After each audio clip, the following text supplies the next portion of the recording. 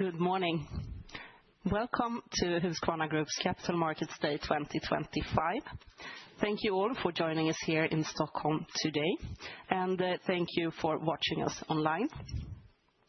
My name is Emily Alm, and I am Head of Investor Relations. Our aim today is to increase the transparency level and also the understanding of the company. And we will also share a clear roadmap to our transformation to profitable growth. We have a full schedule today.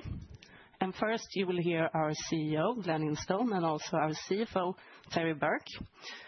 This will be followed by a Q&A session, and after that, we will head upstairs for our product exhibition. This product exhibition will mean a 1-hour break for those of you who are watching online. After this, at 11 o'clock, we will have our strategic deep dives with our divisional presidents, followed by a Q&A session. And after that, we will have a lunch to go, and you will also be able to revisit the product exhibition if you are attending in Stockholm. So with that, I would like to invite our CEO, Glenn Instone, to the stage.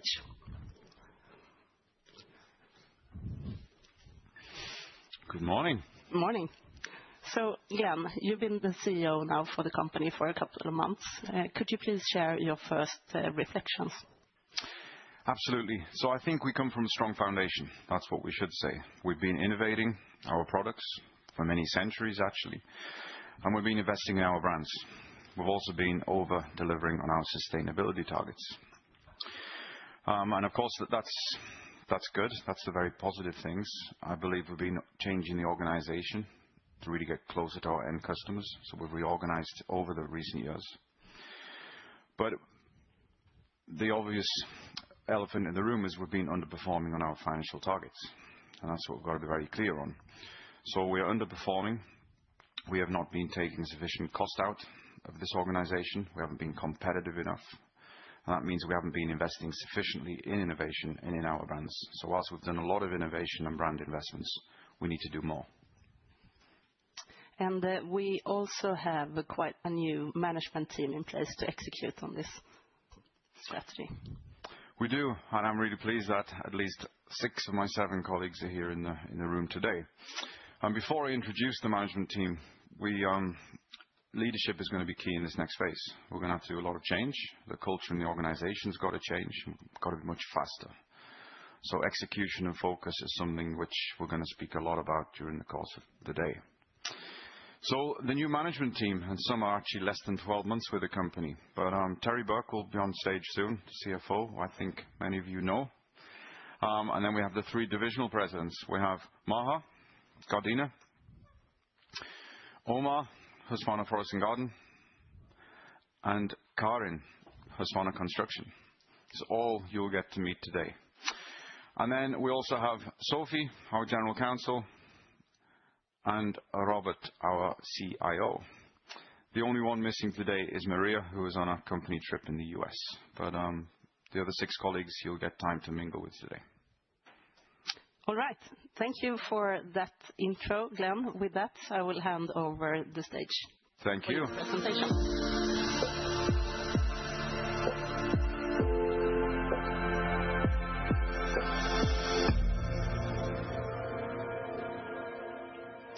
So again, a warm welcome, both those in the room, but also those who are following online. So really pleased to stand here today and talk about our next phase of this amazing group, this amazing company. But it would be amiss of me not to talk about our existing environment where we're operating in. Of course, it is a challenging environment that we operate in today, and that is not new to anybody. The geopolitical tensions bring uncertainties, and that affects the consumer buying power and the consumer sentiment. And that is a reality we have. Competition has changed in recent years. I think some 5 years or so ago, we started to see more of the power hand tool players coming particularly into the battery space. And in more recent years, we've seen a lot more Chinese competition coming into the robotic space. But that is our competitive landscape. I mentioned geopolitical tensions causing some uncertainty, but of course, the knock-on effect of that is that we've had a lot of tariffs, and tariffs are something which we've been talking about now for a few years, and I guess they're here to stay. So that's the environment we have. But also FX. FX is, of course, it swings both positive and negative, and certainly during the course of 2025, it has been a negative impact to the Husqvarna Group. And of course, post the previous Capital Markets Day, we came into a very large period of uncertainty around supply chain disruptions, and that continues to play a part and continues to be the environment that we operate in. And as such, we have been underperforming. Again, I mentioned this a few minutes ago. We've underperformed versus our financial targets. And today, I want to really give you some hope and credibility about our path forward to achieving the financial targets we set and the ambitions that we have. Emily mentioned something when she kicked off to say we want to be much more transparent. And we go to market and we have 3 autonomous divisions: Husqvarna, Forest and Garden, Husqvarna Construction, and Gardena. That is the 3 divisions, and they are our 3 reporting units, all autonomous P&Ls. That has enabled us to get much closer to the different end customer groups that those 3 divisions operate with. However, what we would like to show now, actually below the 3 divisions, how we govern this organization, how we will govern this organization even more robustly going forward. And that is by way of what we will call business portfolio units. Of course, given our underperforming margin performance right now, then all of our business portfolio units are not green. I guess you're not surprised about that. Within the Forest and Garden space, we have 4 business portfolio units. Residential robotics, which we'll discuss a lot today. Professional robotics, a fairly new segment for us. We only actually entered this market in 2019. Core handheld, which is really part of the heritage and what we bring forward for many, many decades. And last but not least, our core wheeled. The latter segment, the latter business portfolio unit, where we have the most headwinds and the most challenges. What each of the divisional presidents will do is actually deep dive on each one of these and actually what we're going to do. So whilst I will talk about the what, the divisional presidents will go much more into the how and what we're going to do to address these areas. Gardena likewise has 4 business portfolio units. Watering, where we have a clear number 1 position.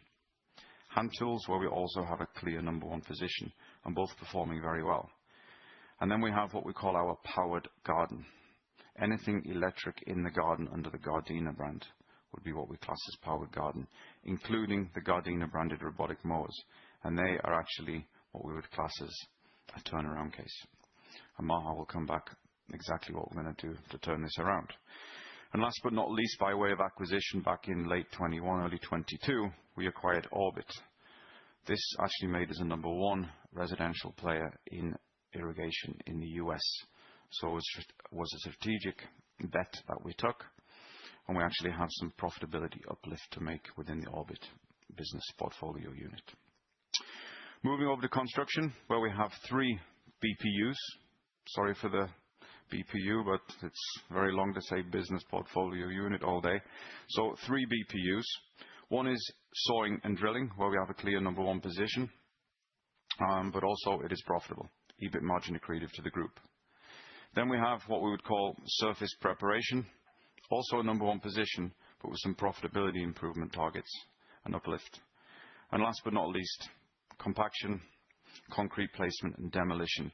Actually quite a broad segment where we have a number 4 when it comes to compaction and placement, but a number 2 position in demolition. So some profitability uplift and turnaround required there. So we're going to take you through each of these business portfolio units and what we're going to do to really improve the margins going forward. In a slightly different view, that is how it looks. And that is therefore the orange circles or bubbles there being the Forest and Garden division, the turquoise ones, Gardena, and the grey ones, Husqvarna Construction.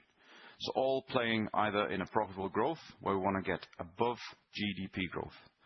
These are clearly markets that we feel we can have growth beyond GDP. very structural increases we feel are possible. So on the profitable growth, we will drive even more focus and really drive our capital allocation towards those areas. In the middle section, which we call profitability, increased profitability, is where we have a strong market position, number one or number two, where we need to really work with our cost out and improve the profitability to really double down on our number one or number two positions. And on the left-hand side of the page is our clear turnaround cases. Just so happens as one per division, and it's very, very important that we turn these around. And just to be clear, if we execute on the turnaround actions and it is not sufficient, then of course we will look at alternative actions, and that could mean we'll exit some segments. But right now, our focus is around turning around these areas. Orbit is a business we acquired in late 2021. It is the US irrigation brand that we acquired. So, as I mentioned, we have a strong foundation that we need to continue building on. And for those who know Husqvarna Group, this is going to be very repetitive to you. For the ones who are fairly new to the case, I'm going to give a very quick recap of what Husqvarna Group is. We are a global leader in the outdoor power equipment space. We're also a global leader in the light construction industry. So we come from a very strong starting position in terms of the industries we operate in. We have two extremely strong brands, Husqvarna brand and the Gardena brand. Two extremely strong brands, and we'll talk more about that as we go through the course of the morning. As I mentioned in my introduction, innovation is going to be key going forward. We must continue to innovate, continue being the technology leader. We've been doing this now for 3 centuries, and we need to continue doing so as we take this next phase. Quality is everything to us. We must have the premium quality. By having premium quality, we become the trusted partner of our trade partners and our customers. And what we also have very, very strong is a very strong global reach. We have over 100,000 point of sale globally where you can get to our products and services. And that is a big, big asset to this company. And I'll come back to that later. Just geographically speaking, about 60% of our sales are in Europe, about 25% of our sales are in North America, leaving around 15% of our sales in what we call rest of world.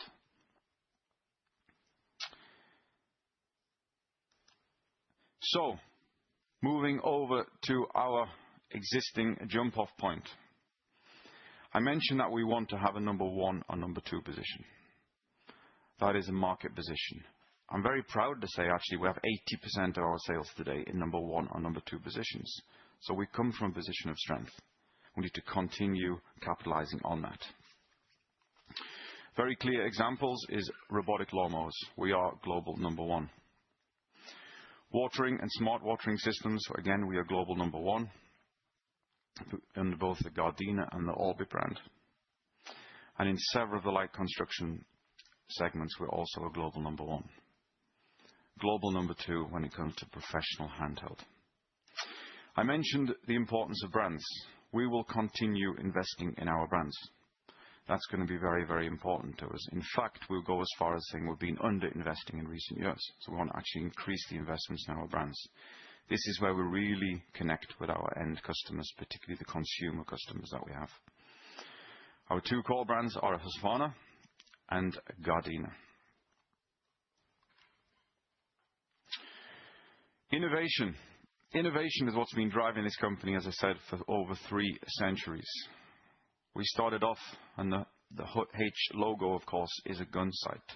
We started off making guns for the military, moving into applications like sewing machines, bicycles, motorcycles.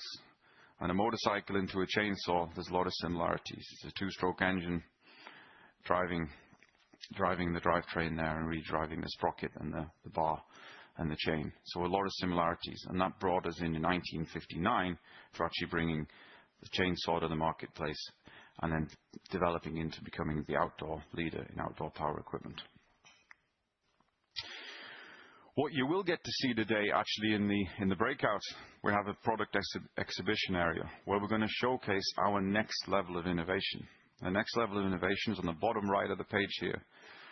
Firstly, we have our AI-enabled vision robotic mowers. This, we believe, is breakthrough for season 2026. This will be available both for the residential users, our higher premium products, but also for our professional users, really making a difference to our customers. What we also have is the auto grinder. It is a big machine, so you're not going to get to see it and touch it in person, but you'll see it on the screen. This is a self-operating floor grinder. Again, market-leading breakthrough technology. Really satisfying and serving a fantastic purpose towards our end users. So some great innovation coming through, and as I said, we must continue fueling the innovation pipeline. This is absolutely critical to this group. That's going to be a big part of what we talk about as we go through the day. Investments in brand, as I mentioned, but also investments in R&D. And Terry will actually take you through some of those numbers later in the presentation. So we talked about transparency. We talked about the business portfolio units earlier in the presentation. And now we're really trying to look at this in a more product categories perspective.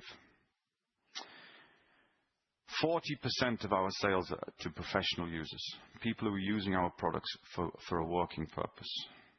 Not maybe like you and I who are more residential users, and that is 60% of our business. Both very, very important. What we do want to do with this next phase of the strategy is to increase the weighting towards professional users. And the reason for that is pretty obvious. We believe there's more customer stickiness. We believe there's more parts and accessories possibility, and therefore we get more recurring revenues. So we do want to overweight the growth towards professional products.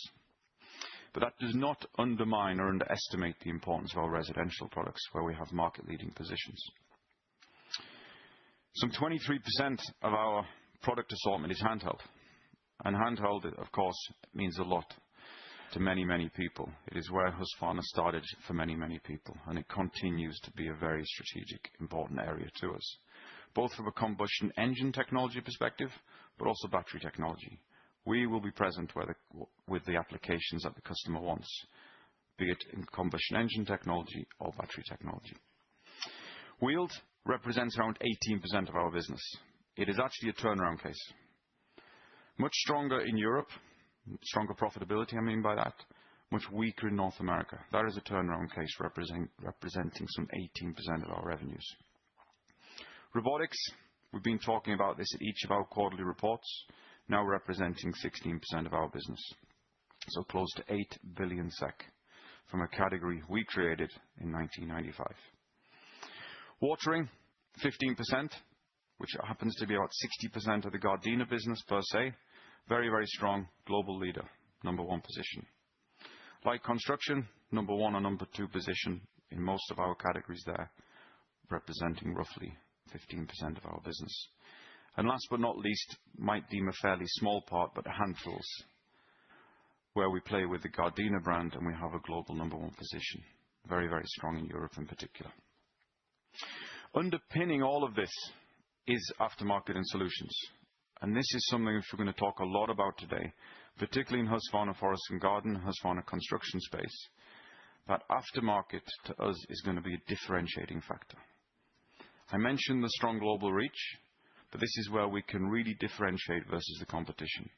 We cannot just have a good aftermarket solution. We're going to have a world-class aftermarket solution. That enables us to be even closer to the customers, but of course get those recurring revenues that I talked about.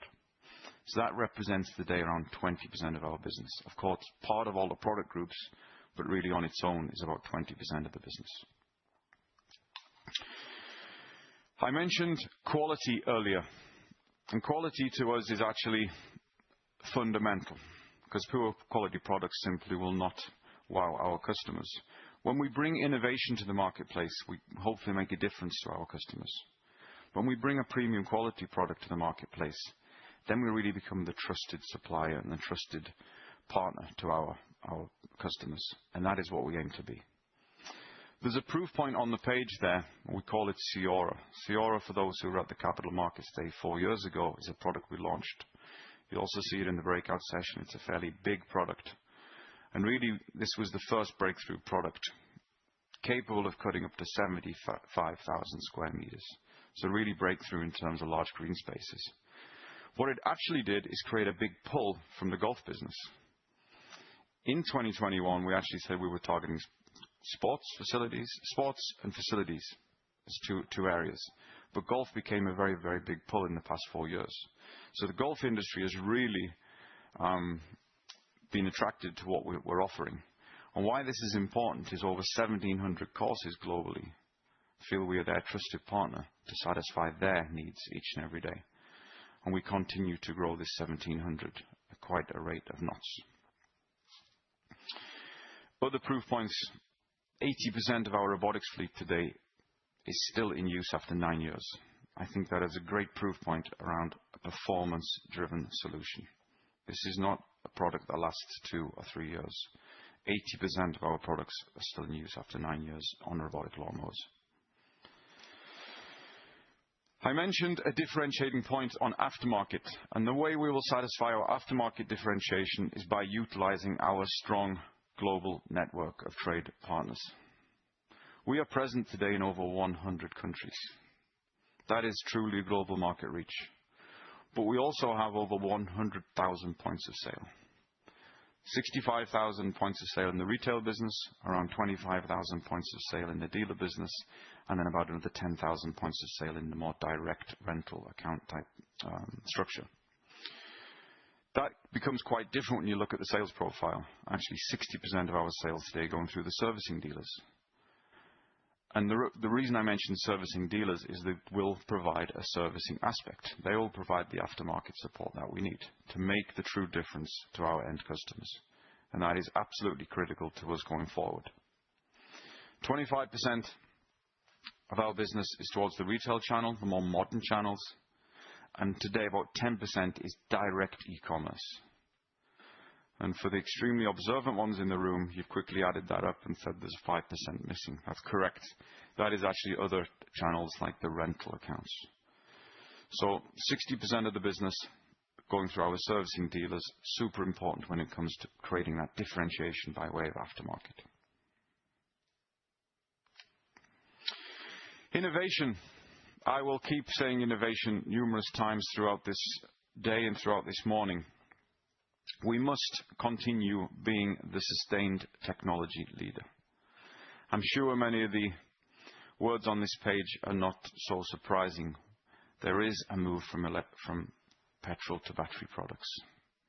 There is a move towards more autonomous solutions in many, many industries. Digital, AI, all bringing new breakthrough connectivity, if you like, towards the end customers and bringing some new breakthrough advantages. And of course, sustainability and circularity become a very key part, not just for Husqvarna Group, but to this world. And we're going to cover that in more detail.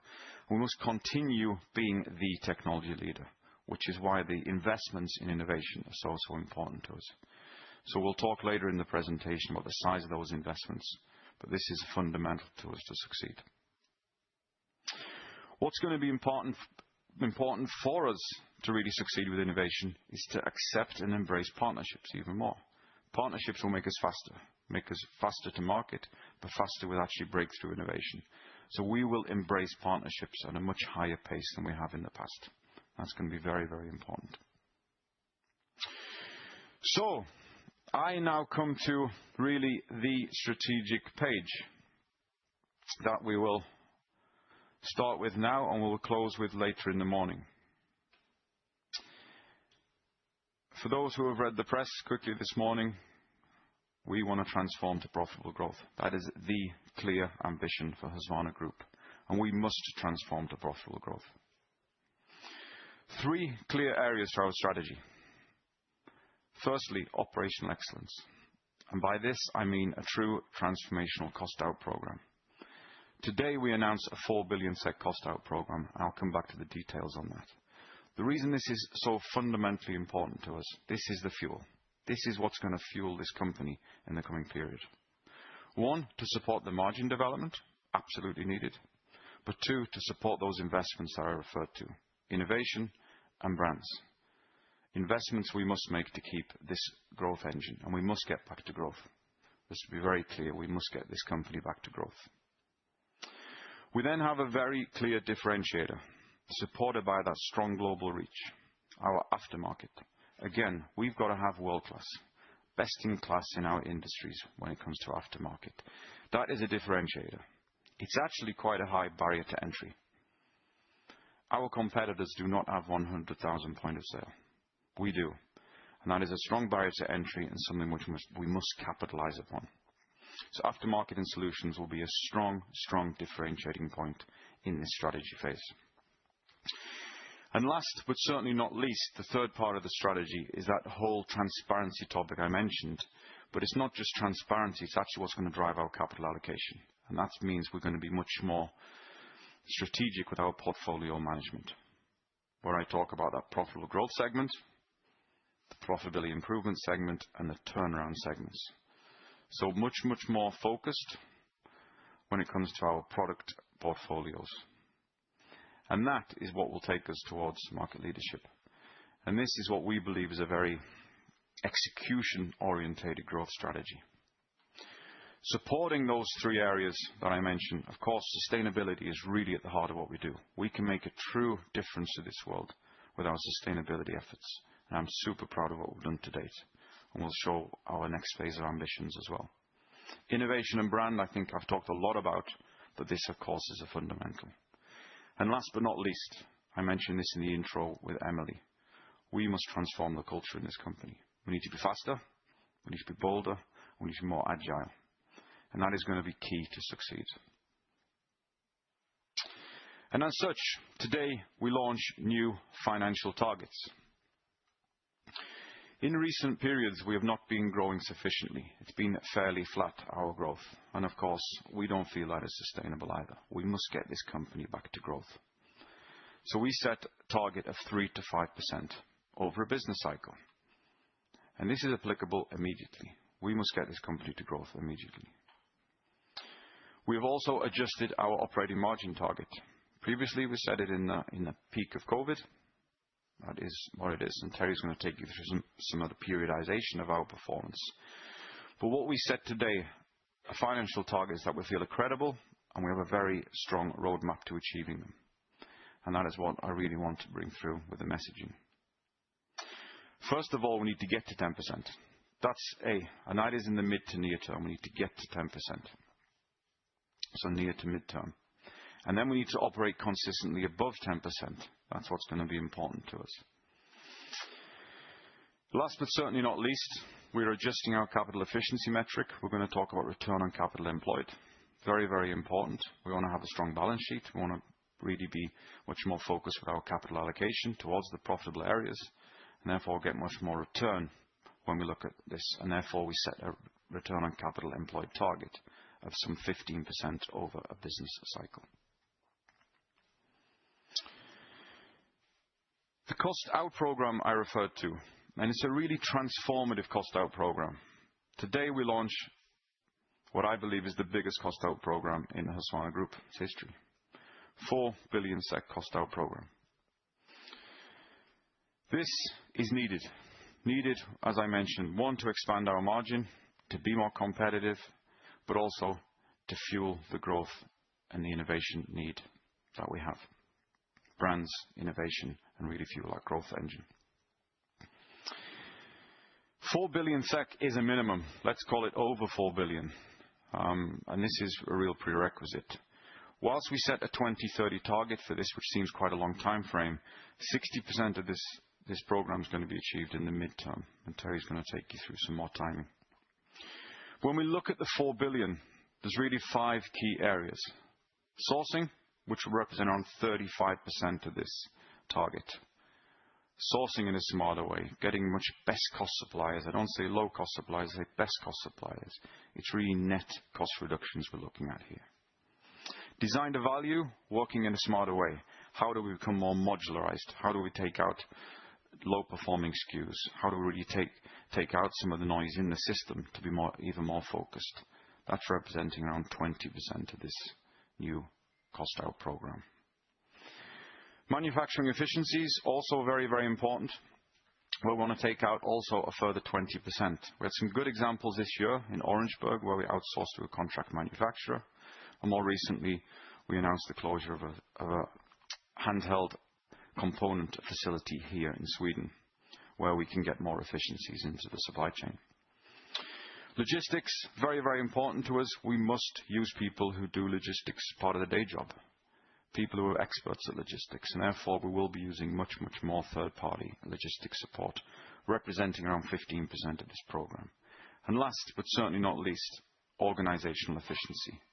How we actually organize even smarter and more efficient, and that represents around 10% of this program.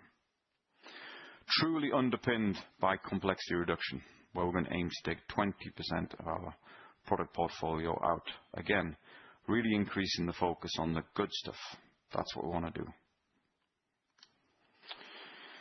A differentiating point I mentioned was aftermarket. And all three divisions, but particularly the Forest and Garden and Construction divisions, will give some good examples of this. The reason aftermarket is important to us, it is a differentiating point. Also on the graph here, you see it's been fairly sticky, despite all of the headwinds we've had in recent years. Our parts and accessories aftermarket sales have been growing very nicely. We need to continue this. About 9 billion SEK, or 20% of our business today. Ambition to grow to over 12 billion SEK in the coming phase. Super important to us. Deeper customer engagement, really leverage that installed network we have, and really work with our customers to be even more productive. That's what they need. When we look at the strategic portfolio management, again, to really put things in fewer buckets now, to try and show that we have a very clear focus. We have one bucket, which is robotics, both residential and professional. High growth potential, structural change in the marketplace, beyond GDP growth. That is where we will clearly want to catch that strong market momentum. Aftermarket, I think I've talked a lot about. We need to continue with this momentum we've built and continue driving that towards the 12 billion SEK. Number 3, these are product groups that are more going to grow in line.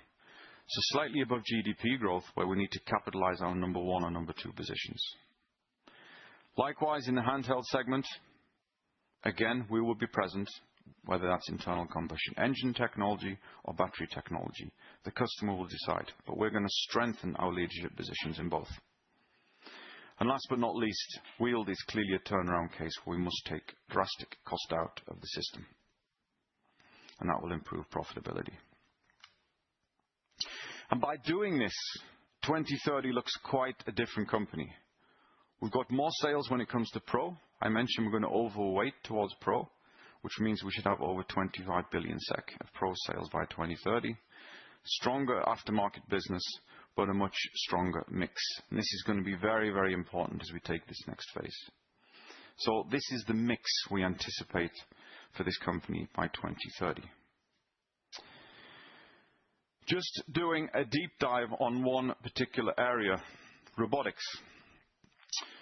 We will touch robotics a lot in the Forest and Garden presentation, the Gardena presentation, but I want to actually just paint the picture of what the robotics market looks like. In our terms, around 15% of our sales today are professional robotics. Of 8 billion, it's just over 1 billion SEK. That is in a market that we believe is going to grow even faster, above 30% market growth potential. The way we serve that market today is through what we call professional dealers. It is not the normal dealers, it is actually the premium servicing dealers. People who have people in the marketplace selling, servicing, on-site support. Very, very important. Then we have the premium residential segment. And this is about 70% of our business today. 70% of our 8 billion, so roughly 6 billion SEK. That is where we play predominantly with the Husqvarn brand. Global number 1 position, and we expect market growth of around 15%. Then in the more mid segment, where we play with the Gardena brand, that is where we have even more competitive pressure. And that is where we actually only have a number 3 or number 4 position. We expect that market to continue growing. Competition is coming in there, absolutely, so we see that. We expect this segment to continue growing. But again, I want to put it in a very clear context of where we play and how we go to market. At the lower end of our offering, much more in the residential space, of course, but going to market through retailers and e-commerce. At the premium end, where it needs more one-to-one, if you like, management, really supporting the customer, is where we use our dealer network and our really premium dealer network in many places. Sustainability is something which we believe is a differentiator as well, and we've been doing extremely well with our sustainability efforts. We've reduced our CO2 emissions since 2015 by 55%. Very, very proud of that, actually. Today, we launched some new sustainability targets as well as the financial targets. And this is to actually improve our CO2 emissions to 60%. So versus a baseline of 2015, improved by 60% by 2030. What I'm also proud about, actually, is that we've continued to contribute to society by way of circular offerings. How we can actually put more products into life for a second life. How we can have more reuse of material. How we can use more biograde material in our products. And we expect by 2030 some 25% of our sales are coming by way of circular offerings. On the left-hand side of the page is just some proof points. Actually, we've been in the Time magazine as one of the world's most sustainable companies in 2024 and again this year. And a double A rated with the MSCI. So some clear proof points that we actually are very, very credible when it comes to our sustainability efforts. So, before I pass over for a financial deep dive, I just want to then really come back to the summary slide. We have a clear strategy to transform this group to profitable growth. 3 fundamental areas. Operational excellence, which is our transformative cost out program, 4 billion SEK. To support the margin, but also to support the investments needed in innovation and brand. We have a clear differentiator, supported by our global reach, which is aftermarket. We must have a best-in-class aftermarket. Why? It drives deeper customer engagement and drives deeper recurring revenues, more recurring revenues. And we will have a much more clear capital allocation model to drive our strategic portfolio going forward. 3 clear areas: profitable growth, profitability improvement, or turnaround. It's a very, very clear segmentation, how we look at our business portfolio units. And this, ladies and gentlemen, will take us towards profitable growth for the Husqvarna Group. Thank you. Thank you, Glenn, for sharing. Next up, I'm pleased to invite our CFO, Terry Burke, to the stage. So please, Terry.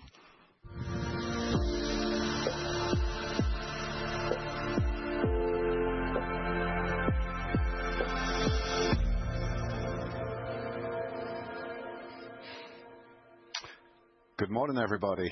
Nice to see you all. Maybe we should start with just having a little bit of a reflection of what has happened over recent years. Actually, a lot has happened over recent years. If we start in around 2018, 2019, we made a conscious decision to dissolve the consumer brand division and to consolidate into the 3 divisions we have today. We have the Husqvarna Forest and Garden division, Gardena division, and the Construction division. At the same time, we exited around 3.5 billion of consumer branded petrol, handheld, and wheeled products. So already back then, we were starting a transformation. Then we came into 2020. A lot of uncertainty as COVID started to take effect. And then we actually enjoyed a very positive impact from the pandemic. We had the stay-at-home trend. People were outside in their gardens. They were not traveling. They're not going to restaurants. They had disposable income, and they wanted to invest in garden products. That was really, in 21, was the peak of our positive effect from the pandemic. And we achieved an operating margin of 12.1%. Maybe also worth pointing out, at the end of 2021, we acquired Orbit, which is a US irrigation business. And that actually made us, the group, and now the Gardena division, the global #1 in residential watering. So that was a big, important acquisition for us. Then we moved into the years of, I would say, a lot of turbulence. if we just reflect on 2022, we had a lot of supply disturbances, particularly in semiconductors, which restricted our ability to manufacture and supply robotic lawnmowers. There were other supply disturbances as well, but that was really the main one. At the same time, political tensions escalated, and of course, we all know the Russia and Ukraine situation in particular had quite an impact. And that impact really carried into 23 and 24. High energy prices, high inflation, high interest rates, and a weakening consumer demand, a weakened consumer sentiment. And that really impacted our business. Maybe also worthwhile to point out at that time, around 23, 24, we exited another 1.5 billion of petrol wheel product in a US-specific channel partner. So again, we exited some of our unprofitable business. Moving into 2025, and in the 9 months that we've had in 25, that continued uncertainty, that continued weak sentiment has impacted our business as well. We've had the tariffs. US implementing the tariffs has, of course, created a lot of disturbance with our supply chain and a lot of turmoil in the markets, and in particular, a weak US consumer sentiment. Also impacted was the weakening US dollar. So in those 9 months of 2025, we have had a negative impact from currency and tariffs of more than 500 million Swedish crowns. Quarter 4, I'm sure people are thinking, how is quarter 4 shaping up? It is still a heavily uncertain market. We still have weak consumer demand. We will also still be impacted from currency pressures and tariff pressures in quarter 4. So I think it's important just to set that scene and to be clear. But really, today is about looking ahead. It's about looking at the future, the longer term. Let's hope we get to some kind of more normalized situation and improved consumer sentiment. And our ambition is to get back to profitable growth. And we need to drive cost out of this organization to be cost competitive. And we need to be very targeted in specific actions on our business portfolio units, whether it be a turnaround, whether it be improved profitability or profitable growth. With that, we believe we can get to growth and an improved margin. As Glenn has already shown, we have 3 new financial targets. If we start with the growth, we have an ambition for organic growth of around 3 to 5%. That is above market. We've had 4 years of weak sales. I've explained a little bit of some of the reasoning behind that. But we need to get back to growth. This company needs profitable growth. We'll do that. We have great product innovation. Every year, we bring fantastic new products to the market. We play in attractive market segments, and we will continue to invest in our innovation and our brand and marketing to stimulate growth. Operating margin. We peaked, as I said earlier, we peaked at the 12.1% at the pandemic time. Since then, margins have declined, and now we need to turn that. We need to turn that trend around, and that will be really driven through profitable growth and through the cost out program. We aim to get to 10% in the next 3 to 4 years, and thereafter, and very important, we expect to continuously maintain above 10% on average over a business cycle. Return on capital employed, a new measurement for us. and this is really important to us to ensure we allocate the capital in the right areas to maximize our returns. We clearly can be double-digit in this area. If you look at the chart, for many years, we have been double-digit. Of course, we are now dropped to a rolling 12 of some 7.3%, but through that profitable growth, through improving our margin and becoming more asset light, we will get back into double-digit. I expect us to reach 10% return on capital employed in the near to midterm, and then to reach 15% by 2030.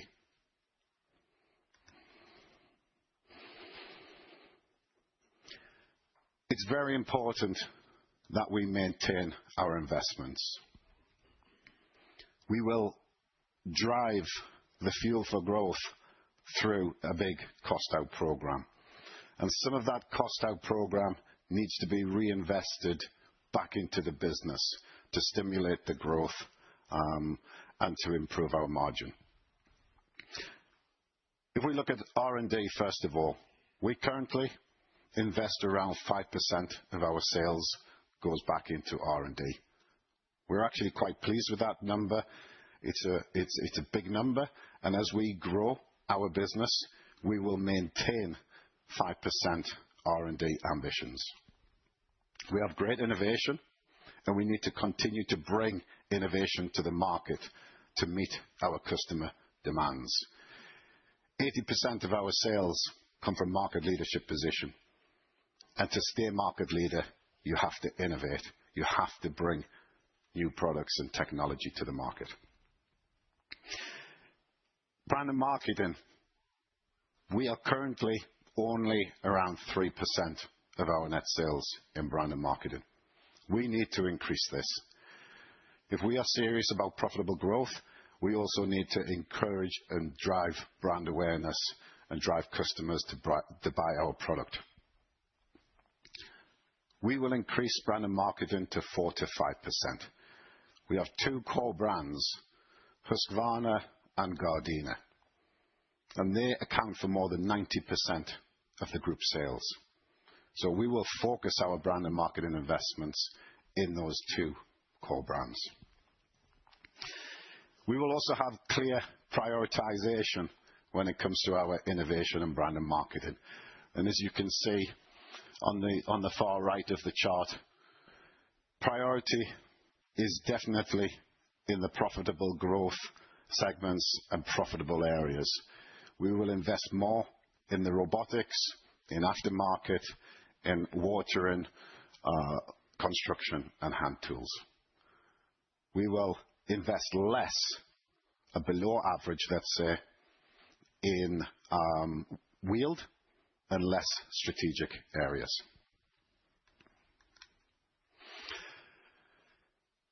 The 4 billion cost out program, we've actually already talked about it quite a bit, and Glenn gave a little bit of an analysis of where that comes from. The divisions will maybe even go a little bit further into the detail. I think what's important from my perspective to get the message across, this has to be sustainable cost reductions. And we really have to do that through improved operational efficiency. In the near to midterm, we expect to deliver 60% of that 4 billion. And my definition of midterm is around 2 to 3 years. Then, thereafter, we will deliver the remaining 40%, meaning full year effect, if you like, by 2030, full effect. There will be around 1.5 billion of non-recurring costs, costs that we need to incur to generate the 4 billion cost out. Of that 1.5 billion, around 1 billion will be cash impacted and around 0.5 billion non-cash impairment, write-downs, etc. The one-time costs, they will be mostly booked in 26, 27 and 28. So those 3 years will be the time when we really look to book that 1.5 billion. We have the clear building blocks to get to a double-digit operating margin.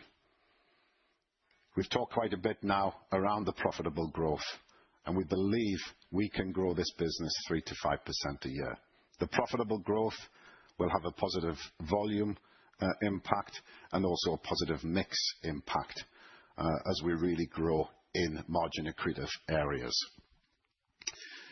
In addition to that, we will deliver on the 4 billion cost out. But around half of that cost out will get reinvested back into the business, into R&D, into brand and marketing, into IT, AI, etc. So there's key strategic investments we need for the sustainable future of the group. The external factors that are referred to here are mostly around the inflationary pressures that we will, of course, see over the next 4 or 5 years. So we get to 10% in 3 to 4 years, and we will maintain on average above 10% thereafter. We are a cash generative business. The last 3 years, I think we have demonstrated that in a good way. We can continue to deliver and generate good cash and good liquidity. We have a solid financial position, and we have a well-managed net debt. Net debt at this moment in time after Q3 was below 10 billion. We will also maintain our dividend policy of around 40% or above on net income. So we will maintain that. We've talked a bit about becoming more asset light. This is really important to the group. We have some capital intensive segments, which are not necessarily always the most attractive segments either. So we need to address that. I think we have got a couple of good examples of late. Orangeburg, we divested at the beginning of this year, which was a very capital intensive for our US petrol wheeled, and we divested that around January this year.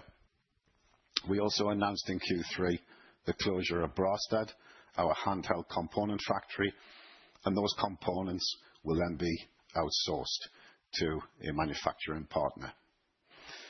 So I think those are 2 good examples of how we will continue to lower our net assets. We've already got a positive trend, and we will look to continue to drive that.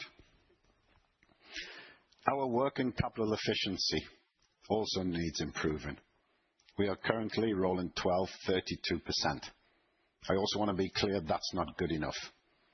32% is too high, and through operational excellence and through the 20% complexity reduction program, we expect to be around 25% by 2030. So this is again an important measurement for us that we will continue to drive. Maybe also worth pointing out, today of our finished products, 2/3 are still manufactured by ourselves. So I think this demonstrates there is still opportunity to become more asset light and to address some of that. Return on capital employed, as I said, it's a new target for us. It's a new metric for us. It is really critical that we are clear on how we allocate our capital to get the best returns. And again, back to talking about the business portfolio units, it's really important we focus in the right areas. We will improve our capital employed through the improved EBIT by becoming more asset light, which I just talked about, and improving our working capital. 10% in the near to mid-term, and then 15% by 2030.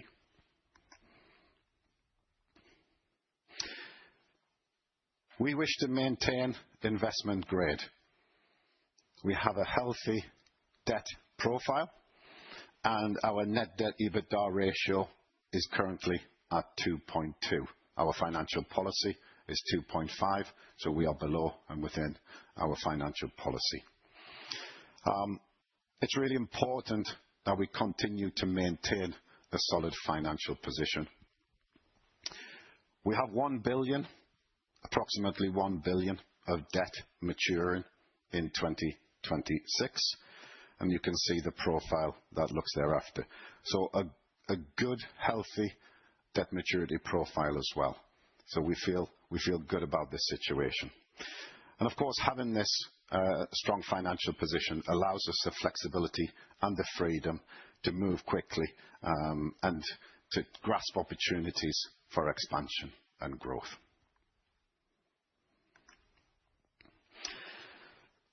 Our capital allocation policy, it's disciplined and it's very clear it will support the long-term value creation of the group. We have 4 key areas of where we will allocate our capital. Investment for growth. We need to get back to growth. We will invest and deploy our capital to support that journey, getting back to growth. I've already demonstrated our ambitions with R&D, brand and marketing, etc. We will maintain a solid financial position and a solid balance sheet. And of course, our ambition is to maintain investment-grade credit rating. Shareholders, of course, our ambition is to sustainably grow our dividend to our shareholders. And again, we will maintain a 40% or above of net income dividend payout. M&A will be complementary and strategic. And really, we will address 4 areas in our M&A. It should be channel expansion, fueling growth, technology, or new interesting segments. But this will really be complementary and strategic as and when opportunities come around. So finally, to wrap up, we have the building blocks for profitable growth transformation. We will grow our business and we will improve our operating margin. Cost out is a big part of improving our profitability, and our increased investments in innovation and R&D will drive growth. The business portfolio units will be very specifically targeted in each of the buckets that they sit for whatever we need to address in those areas. So it's very important we go back to these 11 business units and focus on each one in a clear individual way. We will improve our capital employed by becoming more asset light and improving our working capital efficiency together with strong cash flow. So with that, Emily. Thank you, Terry. So now it's time for the first Q&A session. So with that, please join us back on stage, Glenn.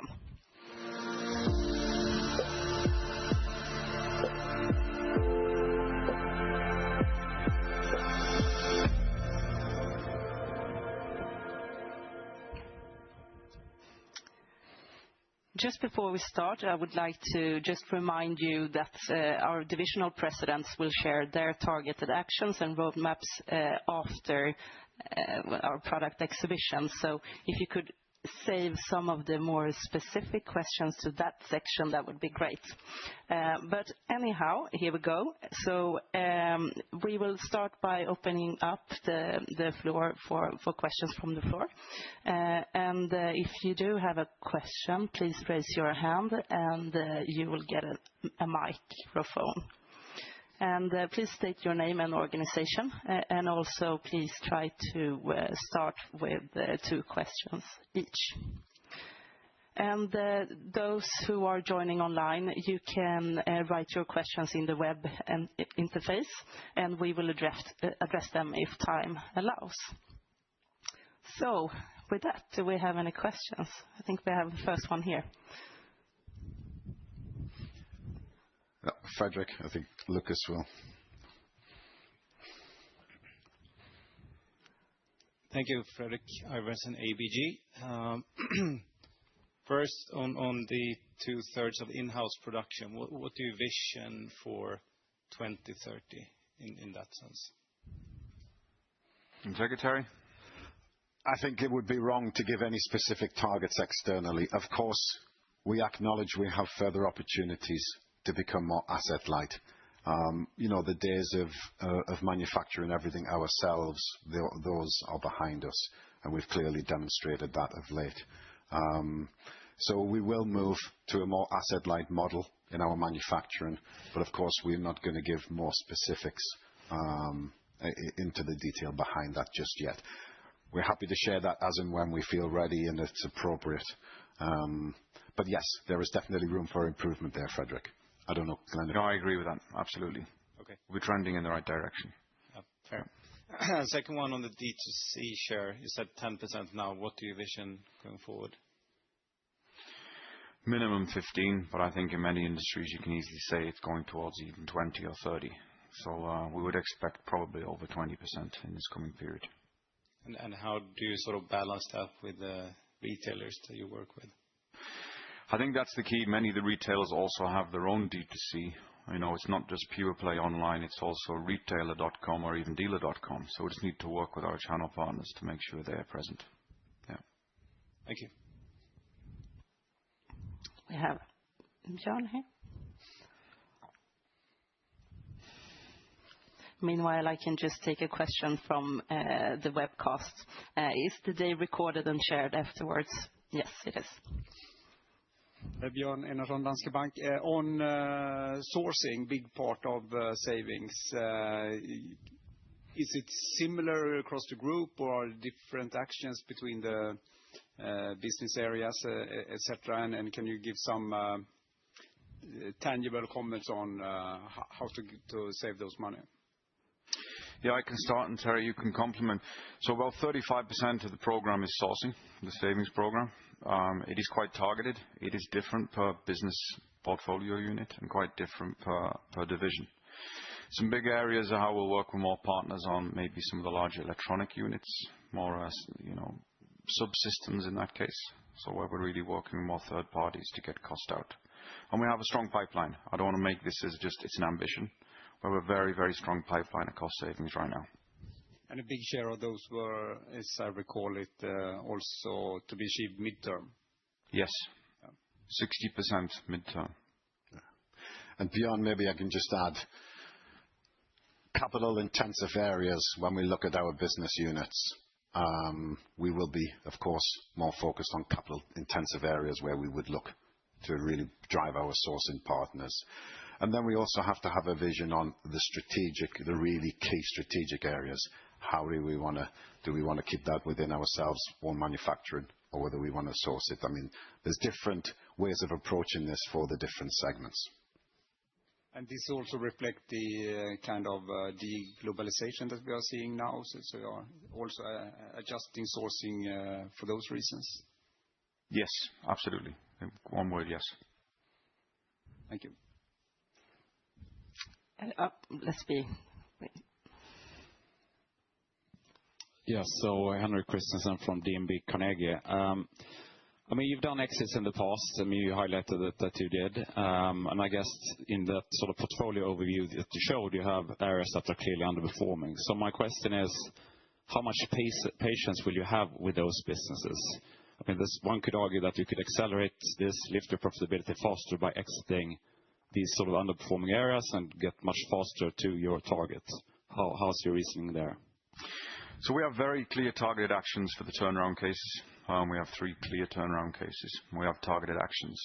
If they do not, come to fruition to the level we need to, then we'll look at alternatives. And the reason we speak like that is we need to keep the focus on the profitable growth. So we want to make sure the focus is on the right areas and not overspend time on the low areas. So patience will be limited in that case. Limited. I take that as near term, so 2 to 3 years. Is that a reasonable way of thinking? Reasonable. Thank you. Adela, up.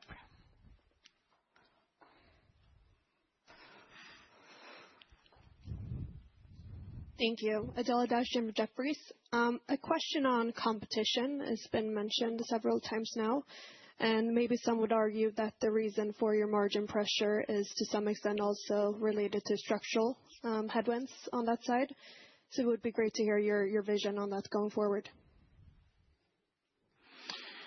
No, it's a great question, and obviously the whole reason behind the margin improvement program and the competitive cost out that we talk about is to ensure we get an improved margin. Is there a competitive headwind? Of course, but that's always been the case. But I think taking out this 4 billion SEK is going to be key. One, to support the margin, but two, also to support the investments that we mentioned. So I think it's fairly clear that 4 billion SEK need and why we're doing it and the urgency around that. And would it be possible to maybe give a little bit of flavor on, what proportion the Chinese manufacturers are contributing to the overall pie now on the robotic side? I won't elaborate on market shares apart from we're a clear market leader in robotic lawnmowers, and we continue to be that and continue to have that clear target. Of course, there is Chinese competition, and we embrace competition. Can you elaborate on if you've lost market share? We do not have the same level of market share that we had 5 years ago, that is for sure, but we're still a clear market leader.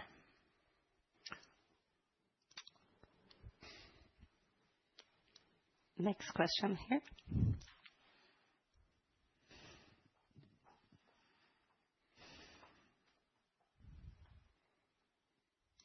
Good morning. My name is Johan Eliasson, SB1. I was curious about one of your edge is obviously your servicing dealer network, and now you talk about point of sales. Previously, you've talked about number of dealers and retail partners, and it's been somewhere between 5 and 25,000 or so. Of these 100,000 point of sales, how many are sort of related to your core strength in the servicing dealer part? So around 25,000 servicing dealers we have, Johan. That's still the same data point, and we see that's fairly static. But very important is we have different levels of servicing dealers. At the real premium end, we have people who have much more people in the field, more online support, more on-site support in that case. And then we have many dealers, of course, who are really servicing in their stores.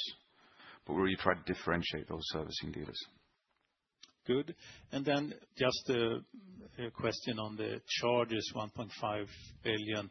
Is this sort of net of any potential divestments of a plant or property or whatever? How should they think about the cash? I think, Johan, as I explained, to deliver on the 4 billion savings, we need to incur non-recurring costs of 1.5. Approximately 1 billion of that would be cash impacted, and 500 million non-cash. So. Okay. Thank you. Do we have any further, questions? I can then take another one from the webcast. Hey, Martin. So in what product areas do you see the most aggressive or demanding competition from low-cost competitors at the moment? Of course, we see competition coming in. Let me reword that. The competitive landscape in the past 5 years has changed. We see that we saw more competitors coming into the battery field, particularly power hand tool players from adjacent industries. And then, of course, we're seeing a lot more competition coming into the robotic space. That's what's changed in the past 5 years versus our more traditional competitors that we've seen in the handheld and the construction and the watering spaces. Thank you. Anyone else? Johan, again. Maybe a follow-up on the competitive space. I mean, we have seen the battery issue on the handhelds, where it's really important to have many different tools on your battery platform, and you went for the Bosch platform, 18-volt platform, a few years ago. But looking at these power tool players, they seem to be entering more and more into the professional side as well, with 36 or 40-volt platforms and even higher. Do you see a risk that as the professional parts become more mature in the electric battery space, that this tough competition will follow you into that core segment for you? We do see, Johan, of course, battery ecosystems expanding. That's where I'd like to look at this more from the lower voltage and occasional use to the more higher power output, if you like, and more intense use. But we've got to make sure we have the right product or the right application for the right use, and that's what we continue to do. Do we see more competition? Absolutely so. But we're seeing limited competition at the higher end of that sort of voltage game. But the voltage game is also interesting that in most cases, some of the lower voltage is sufficient for the application needed. In the construction space, of course, we have a much higher voltage system, the 94 volt, which is very intense power need and energy need. So we just need to make sure that we stay relevant. That's what we need to do. Maybe I can add to that as well. In the professional battery, I think it's less price sensitive, and it's more important about the application and the performance. So long as we have the right products performing to meet the customer demands in professional, then I think we should not be too concerned around the price sensitivity in that area. It's really about the application.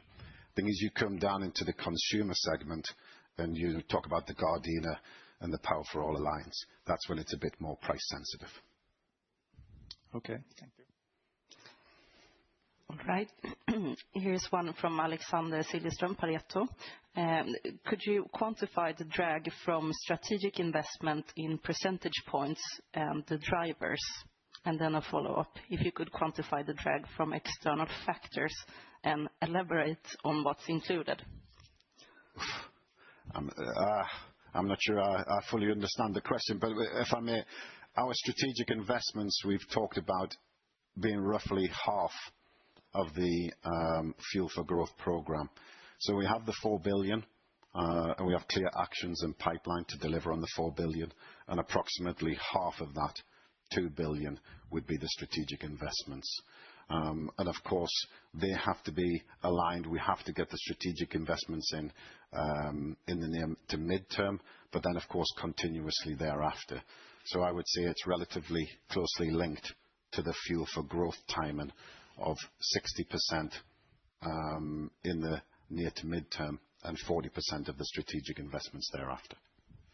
Just to add to that, I think the flavor Terry gave earlier was we're going to go from 3% brand and marketing to 4 to 5. Yes. So there's a 1 to 2% investment headwind there that we see, but we maintain our innovation pace, i.e. 5% of R&D to net sales. So there's a 1 to 2% we clearly call out for brand and marketing there.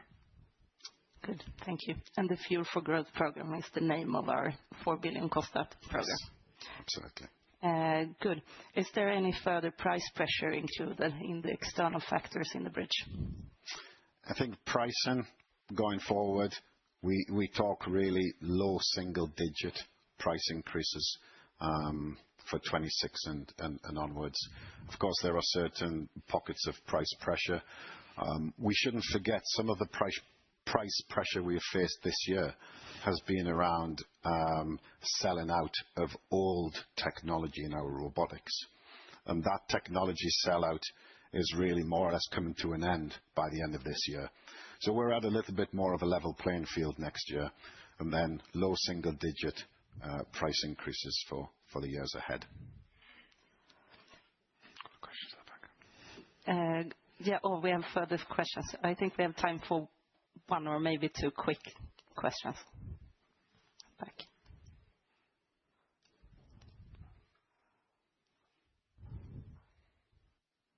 Hi, Oskar Börjesson, Skandia. You said you have an increased focus on partnerships going forward. Where in the value chain will that be mostly used? R&D, manufacturing, so forth?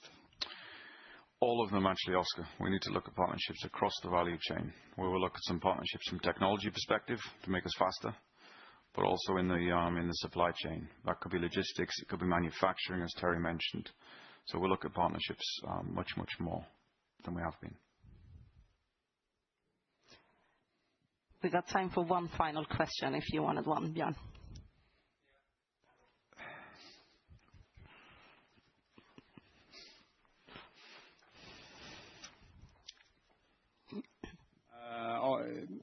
Do you have a view on the cost situation for Southeast Asian competition? I mean, actions that you're presenting today, I mean, will that take you to a similar cost base as those guys, or adjusted for where you are in terms of the offering? I mean, you're targeting the mid-range from not the low end, et cetera. We believe with our cost out program and our technology roadmap that we'll have the best products at the best offering in the marketplace. Now, I can't comment completely on competition and how they're gonna be in this coming phase, but we believe what we're bringing to market and the cost out program we have will support our growth journey. But you have a view, I mean, you see their listing and what they price certain models, et cetera. So you have considered that when... We're very mindful of what their offering is, yes. But to be clear, we don't play in that really entry-level segment. That's not where we want to be. Got it. Thank you. All right. So thank you all for your questions. That concludes the Q&A session. So next on the agenda is our product exhibition.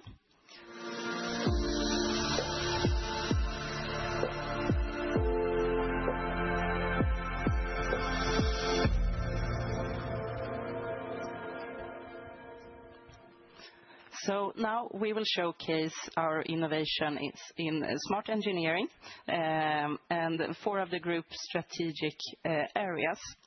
First one being residential robotics, and we have professional robotics, we have smart watering, and also our Pro range.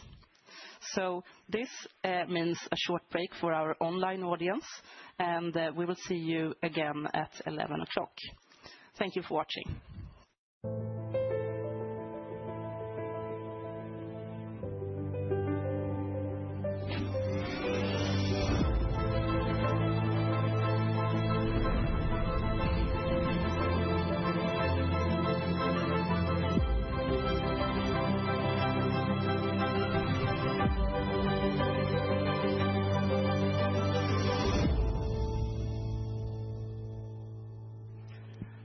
Welcome back.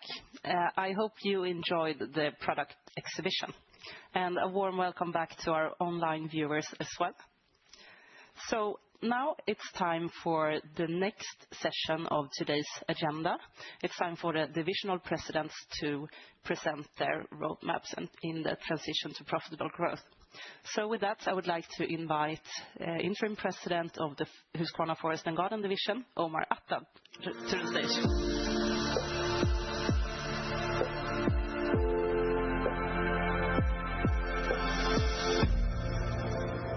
Thanks, Emily. Hello, everyone. Great to be here. Today, I will share with you our plans to unlock the growth that we've talked about earlier this morning, as well how we will continue to lead in our robotics, as well as how we will improve performance both in our handheld as well as our wheeled business. I'll also share with you what we're doing in Husqvarna Forest and Garden division related to our transformational cost out program, of course. But before I start, let's set the stage by giving you a brief introduction to the Forest and Garden division. We're the global leader in residential and professional green space and turf management, and we hold the number 1 or 2 positions across all key categories. Our net sales, rolling 12, is approximately 28 billion SEK, with an operating margin of 7.9%. While margin improvements have not really met our ambitions, you will see later, we're taking clear targeted actions to unlock those profitability improvements going forward. Europe and North America remains still our largest regions in the division, while we also see some good growth opportunities in emerging markets as well as the Pacific. Our growth will be driven by innovation, as Glenn has alluded to earlier, as well as leveraging our strong dealer network and expanding into both retail and online. We have today sales in over 100 countries, supported by 25,000 trusted and experienced dealer channel partners, and 5,700 employees, all dedicated and committed to deliver a premium customer service every day. So with that short introduction, let me walk you through in terms of how we will drive operational excellence in the Forest and Garden division. As Glenn mentioned earlier, to deliver on our growth ambitions, it is critical that we also streamline our operations and deliver on our cost out ambitions. We're therefore executing this Fuel for Growth program, as we call it, which is a cost out program designed to strengthen our competitiveness and enable reinvestment in profitable growth. It builds on the same elements as Glenn presented earlier. 3 areas: sourcing, design to value, and manufacturing. And we start with sourcing. 80% of our product cost today is direct material. So this is naturally the biggest lever for us to drive.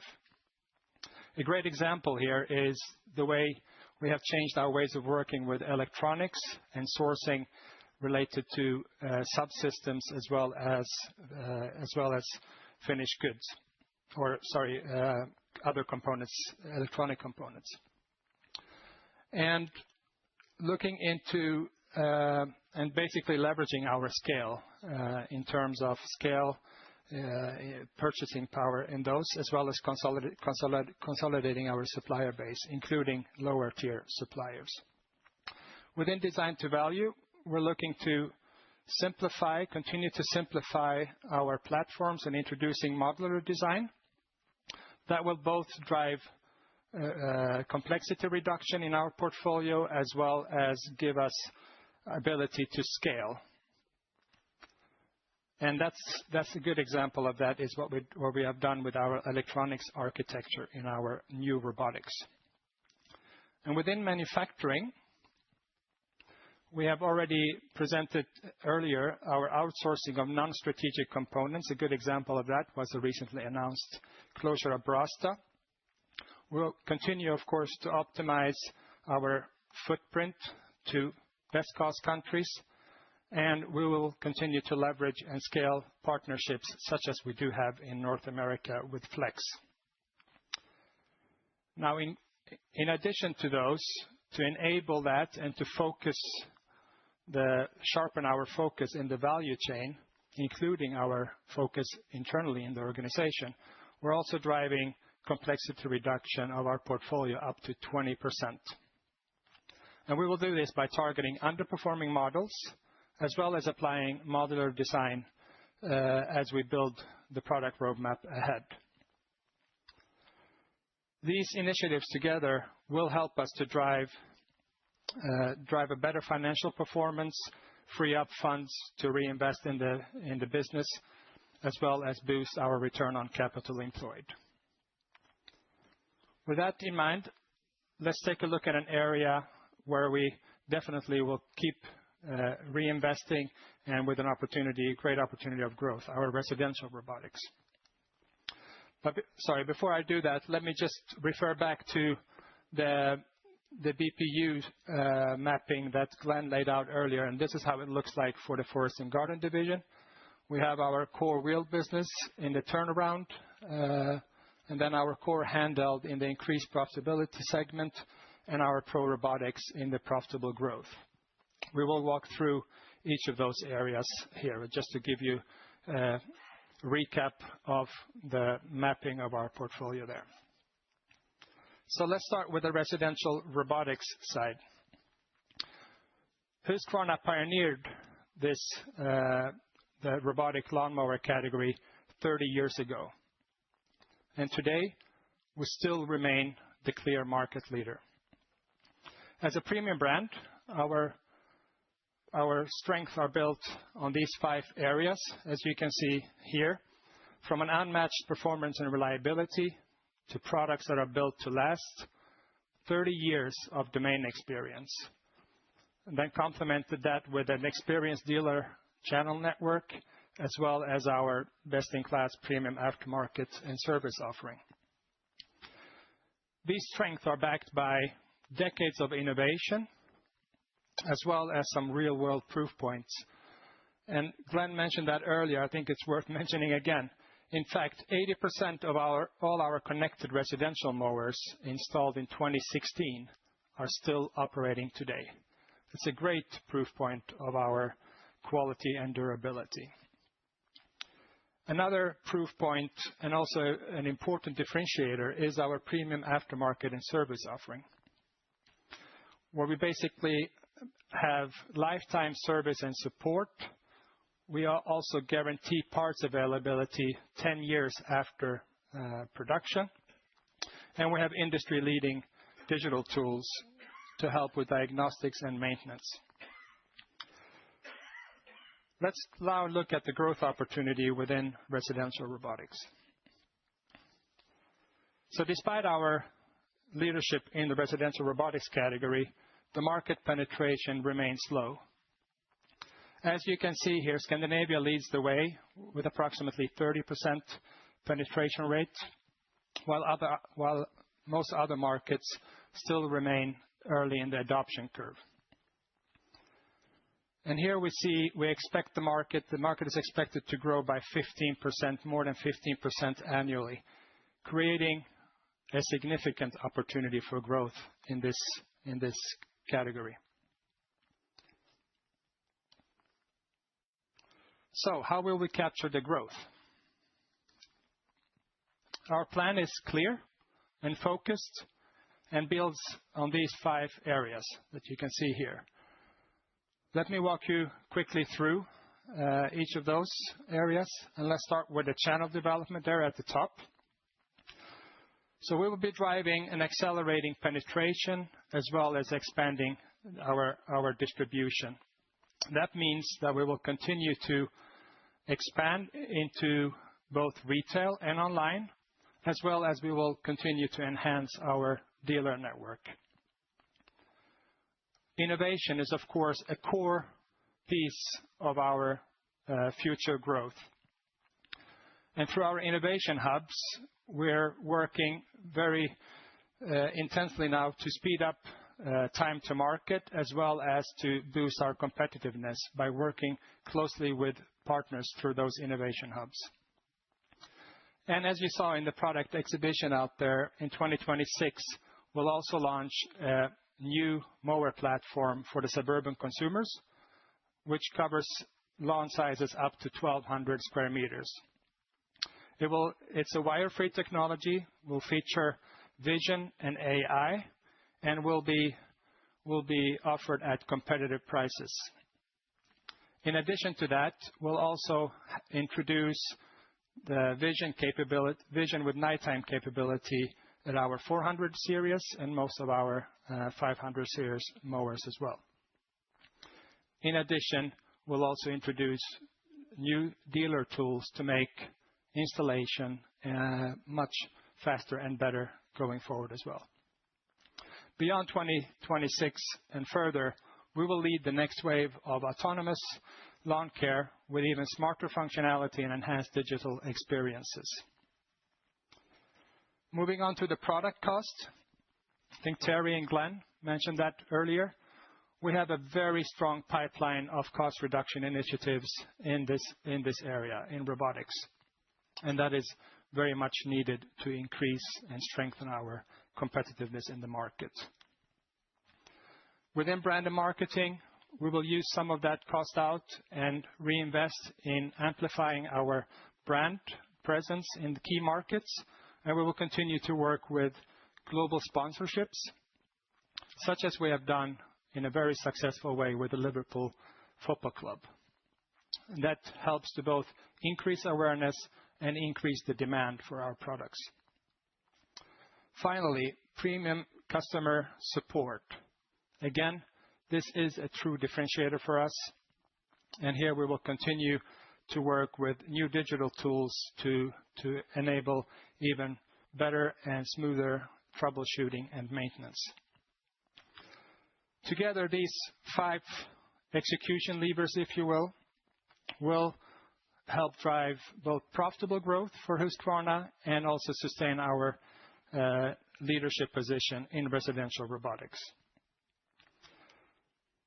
Now, having covered residential robotics, let's move into the professional side, an equally exciting, if you will, area and of growth for us in Husqvarna. The professional robotics market, we define that in 3 customer segments. We have the golf, we have the sports, and we have facilities. And within facilities, we include housing, it could be education, it could be public spaces, it could be military, it could be anything basically outside of sports, which requires professional applications. And just want to pause here. Husqvarna is the chosen brand in professional robotics, and we are the undisputed #1 player in the professional robotics area. And our leadership is built on these 5 strengths that truly matters for professionals. If we walk them through quickly, our broad portfolio of mowers covers all sizes and all major applications.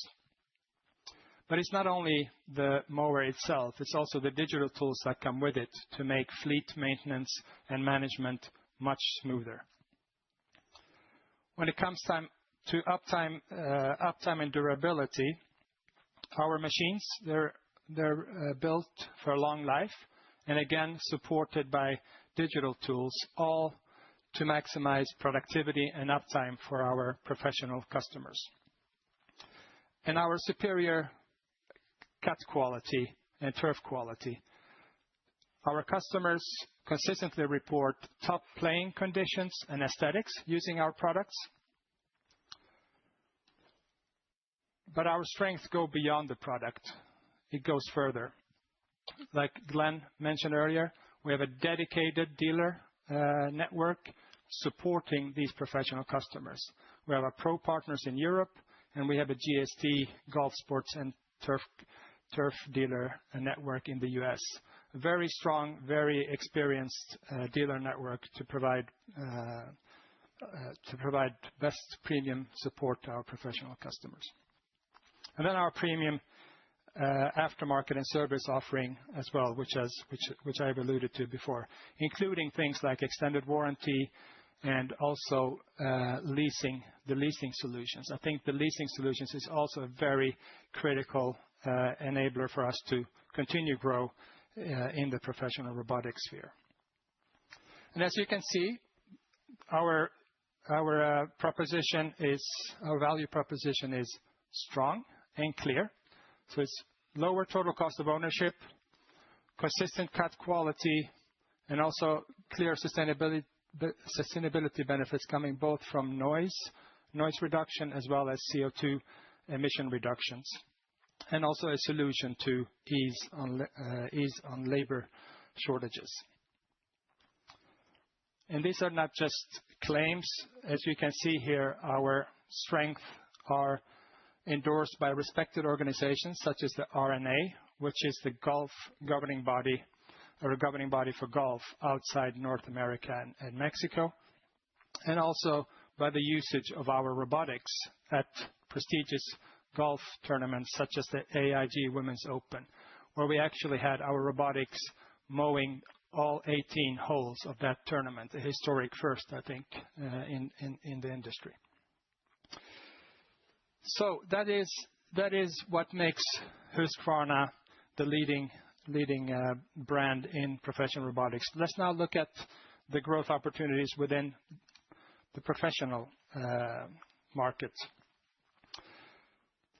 We've demonstrated a strong growth here already.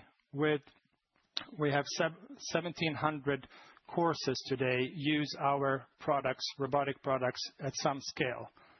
But that's just a fraction of the 38,000 courses globally. So you see the potential here is absolutely massive in this area. And the market is expected to grow by more than 30% annually, driven by the demand for sustainable solutions as well as to solutions for labor shortages. We see growth here coming across all geographies, and all customer segments. We have proven ourselves in golf. This is what this map shows. And golf is one of the most demanding applications. With that, we also see now that we're getting a halo effect and a good sustainable foundation to accelerate growth in sports and facilities as well, which is really great to see. And the growth will come from increased penetration, market expansion, and entry into adjacent applications. So massive growth opportunity, and I would be bold to say we're not just leading this, we're actually shaping a multi-billion SEK growth opportunity here for Husqvarna. So how will we capture this growth? Our plan here again is focused and clear, and we will double down on these 4 areas. It's the pro channel, it's rapid technology and innovation, and of course it's brand and marketing that we talked about, and our premium best-in-class aftermarket. So let's quickly walk you through. Like I mentioned earlier, we will continue to invest and develop our pro partners, the dedicated dealers for our professionals. We'll also rapidly advance in technology to improve both uptime for our professional customers, which is so important, as well as ensure that we can deliver consistent turf quality across every climate and every surface. We'll amplify our brand presence by working closely with partnerships in those areas, and those partnerships in the professional sphere, if you will, they strengthen our credibility in this area. But not only that, more importantly, they also give great insight, and we also get an opportunity to create future plans which will solve the challenges that the professional customers have today and tomorrow. So it's a great opportunity to work with those partnerships. And we keep differentiating ourselves through our aftermarket premium best-in-class support. And this again includes continued rollout of our leasing solutions that we offer to other professional customers. So these focus areas together will help to cement our position as continued as the global market leader of autonomous zero-emission solutions. Now let's move into our handheld business. Our handheld range, including products such as chainsaws, trimmers, and blowers, remains a cornerstone in our overall portfolio. Looking at the market dynamics here, we see that the overall petrol market is projected to decline in the low single digits annually, but we still see strong demand in some key markets, and also especially in the professional segment. And that is driven both by infrastructure gaps as well as the need for power. So within the petrol segment, our plan and strategy is clear. We'll continue to gain share in some of those key markets, and we'll also lead with innovation in those. And a great example is that you can see here is our recently launched 564 Pro Petrol chainsaw, delivering high performance in a compact design and very well received in the market so far. In the battery segment of the handheld, the advancement in technology is going fast, and we also see increased regulation, which then is turning an accelerated growth in the market, and we see that market to grow by mid to high single digits going forward.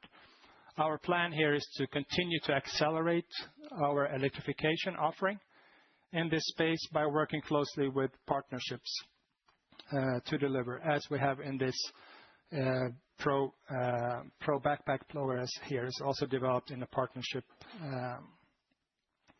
Now, as electrification transition continues, just wanted to be clear here. Our priority in the handheld is to improve profitability. Coming back to the BPU that we saw earlier. So improving profitability is key in this, and especially in the residential segment of the handheld business. And we will do this via our transformational cost out program, looking at radical material savings, product redesign, portfolio optimization, and of course, leveraging those partnerships, as I mentioned earlier. So in summary, for handheld, we will increase profitability, continue to grow share in key markets, and accelerate our electrification portfolio going forward. Now, let's shift gears to the wheeled business, if you will. Our wheeled strategy is built on two priorities. The number one priority, or number one, I should say, is to protect our number one leading position in front mowers in Europe. And number two, it's to really turn around profitability in North America and that assortment. The market dynamics here is similar, but perhaps a little bit exaggerated versus the handheld. The petrol-driven wheeled, we see there a continued market decline with low single digits annually going forward, while the battery platforms are going to increase at an impressive growth from up to middle to double digits growth we see here in the battery segment. And that is mainly driven by the development in Europe. Therefore, in Europe, we'll continue to lead with innovation in the wheels by extending the range and balancing it between both petrol and battery. And that is to capture the growth and protect the profitability as that market transition going forward. And in 2026, we'll launch our first battery-powered Pro Ride-On, as you can see here, which is really a big milestone for the industry as well, as the first professional battery-powered. And that reinforces our position as in innovation and also responds to the need for further electrification in the wheeled business in Europe. In North America, our wheel strategy, as I mentioned, is about turning around profitability. And we will do that through those initiatives in the transformational cost out program, as I mentioned.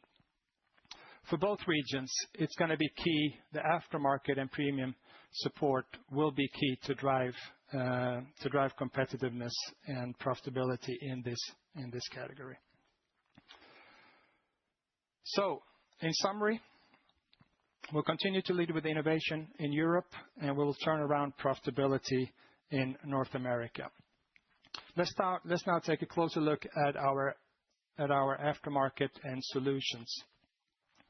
I mentioned that several times today, and I think has come through quite clear that our premium aftermarket customer experience is a true key differentiator for us. It builds customer loyalty, and in return, it also delivers profitable growth for Husqvarna. And we have a significant growth potential in this area.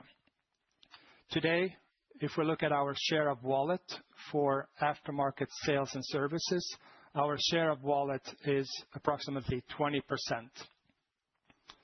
Our target for 2030 is to really increase that to 45%. Let's put that a little bit in context to you. In our chainsaw business today, we have a 40% share of wallet, which we have built by creating an ecosystem that really responds to the customer needs. That, to me, is a good example to show that we have the ability to scale. We have a great blueprint that we can use as a starting foundation, but it also represents the amazing opportunity ahead in terms of growth that we have here ahead of us. So how will we do this? We will take a global aftermarket approach on this, focusing on these four key areas. We will continue to elevate the dealer experience to premium standards and we'll continue to expand our multi-channel. We have a big focus on operational excellence, as we've talked about.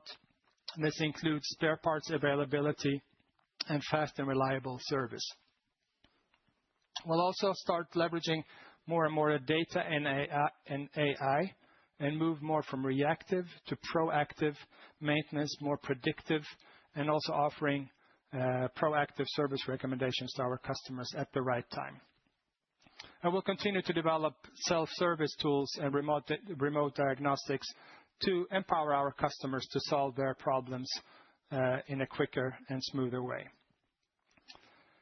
And to the right there, you can see examples of our product and service offering that brings this strategy to life. From the Uptime Center to the Husqvarna Service Hub, our Lease Plus program and Second Life, all reinforcing our premium position and delivering measurable value to our customers. So together, these areas create an aftermarket ecosystem that really delivers increased customer loyalty, accelerates our profitable growth, and reinforces our competitive edge. So before I close, let's step back and look at some of the cornerstones that will position the Forest and Garden division as a business built to deliver sustainable and profitable growth going forward.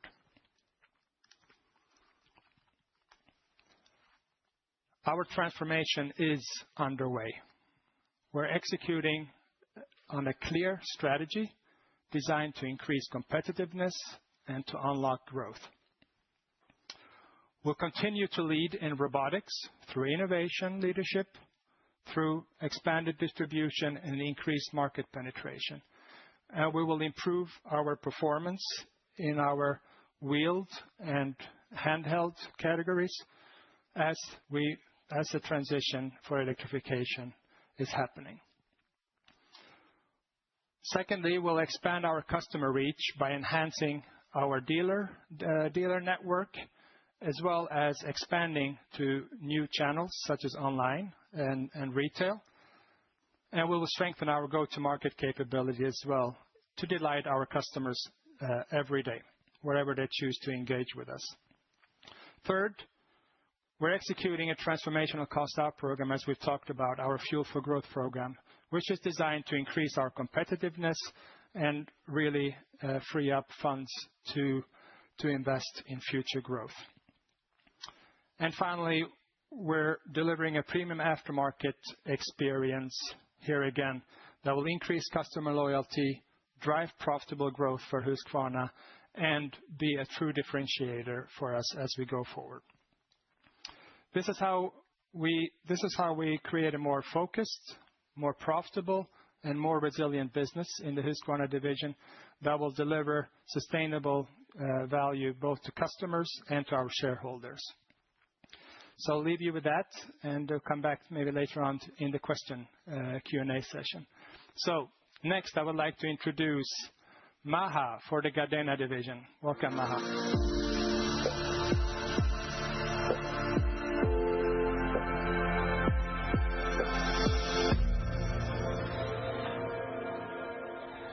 Good morning, everyone.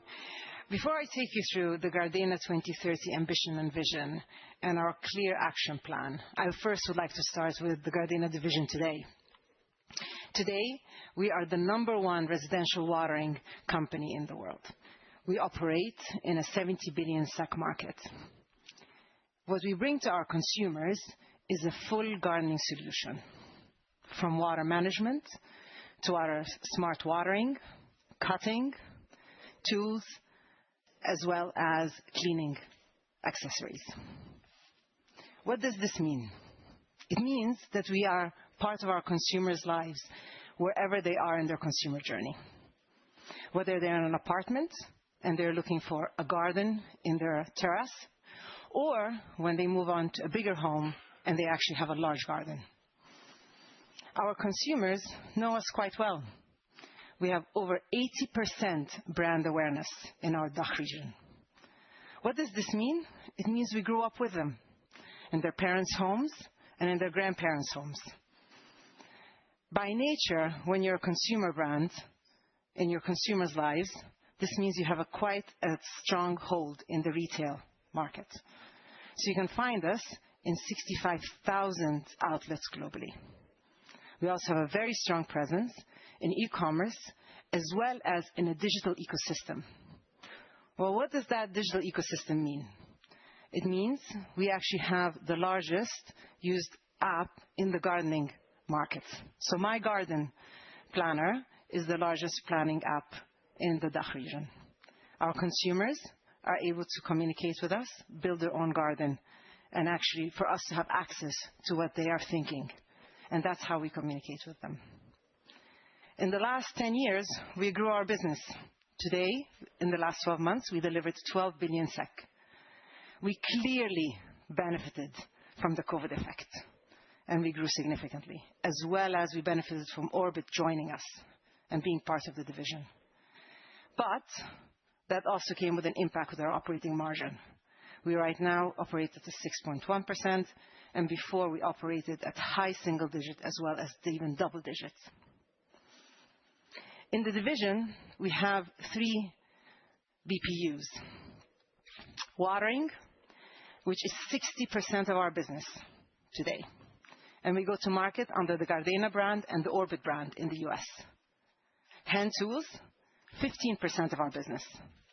And we are mostly in the European market with the Gardena brand. Powered garden, we actually have 2 segments under it. We have battery and electric with 15% and robotics with 10%. And as you can imagine, the reason we put them together is every product requires a battery or electricity. That's why we call it powered garden. The 3 BPUs actually have quite different business models as well. With watering, we are very close in the market to our customers as well as our manufacturing, similar with hand tools. But powered garden, we actually have a diverse business model where battery and electric is actually 100% completely asset light. We have clear plans for each one of these BPUs for us to grow by 2030 and to address our issues and our transformations. But before I take you through all of that, into details what our focus plans are, I want to take you through our Fuel for Growth transformational program of how we are going to actually fund it. Similar to what Omar and Glenn have mentioned earlier, we have the same exact program with 5 key pillars underlined by complexity reduction. Sourcing for us is a critical element for our growth, and it's actually pretty critical today. We have a solid double-digit number of our finished goods product that is sourced today already. Sourcing is important because it gives us access to competitive pricing, but it also gives us access to innovation and technology, and we know how to do it. And our goal is for us to grow that percentage even higher, especially in categories where we do not need to have closeness to the market. Just think about it. Watering, if it rains, it's less likely for us to sell product, but if it doesn't rain, then the market grows exponentially, and we need to be very close. And that's a different business model than, for example, hand tools, where a consumer is willing to wait. Design for value. Platforms. If you have bought any Gardena product, you will realize we always talk about platforms. Whereas you have a hose, you have hose ends, they all fit together, or combi systems. So we believe in platforms. But let me be also very honest. I don't think we believed in it enough. We believed in differentiation, in having the value for creating a completely different product where we can. And that's one of our biggest pivot points, is we are going to have a very good understanding, better understanding of where differentiation is required by our consumers. And our goal is to have more platforms, both on physical product as well as digital product. Manufacturing footprint. This is very important for us as well. We need to have the right footprint for the brand and for the product category, depending on the requirements of the market. Complexity reduction. We are a consumer company. You can just imagine how many differentiated products we have, as well as brands. And our goal is to actually bring that into focus and to really focus on actually eliminating at least 20% of our portfolio in brands as well as even our core brands with Gardena and Orbit. And to be able to do this, we have to have a differentiated plan for each one of our BPUs because they are fundamentally in different places in our portfolio. Watering and hand tools, the goal for us is to continue to drive the profitable growth, which is a little bit different than where Orbit is with where we need to increase its profitability. And lastly, for our powered garden, we need a complete transformation. Watering, top right corner of the graph. We operate in a 30 billion SEK market. Being a company that's with over 60-year heritage, we understand what the consumer needs are in watering. This is where our heritage started. Our innovations are all targeted to consumer needs today. We create systems for them. And we also now are creating a lot more on the smart innovation and smart solutions, which is what they need. We understand our consumers very well. And more importantly, we have external testing and consumer sentiment about how we are performing, if we are hearing them or not. What they tell us we are, because they have rewarded us with the #1 market share in Europe, as well as the #1 market share in the US. So one could argue, well, where's the growth? There's a lot of opportunities for us to grow. We have markets we're not #1, like in Eastern Europe. There are markets for us that we are not #1, like in France. UK, we're not #1. Middle East and North Africa, we don't even exist. So there are opportunities for us to grow. The #1 growing segment is smart watering, whether that's in residential or pro.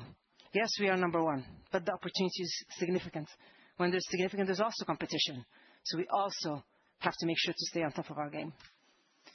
So we do see a significant growth in this market, and we plan on making sure that we stay #1 in that segment in residential. We plan on doing that by focusing on innovation that matters in form of platforms, which is very important. E-commerce is critical. There was a question asked earlier about D2C. It's very important for us, for our customers, whether we're selling direct or we're selling on the Amazon platforms or on our customers. I'm sure you have heard Lowe's, Depot, Bauhaus, Obi, everyone talking about the importance of their e-commerce. And lastly, for us, which is going to be an area where we're going to be devoting time and effort, is professional.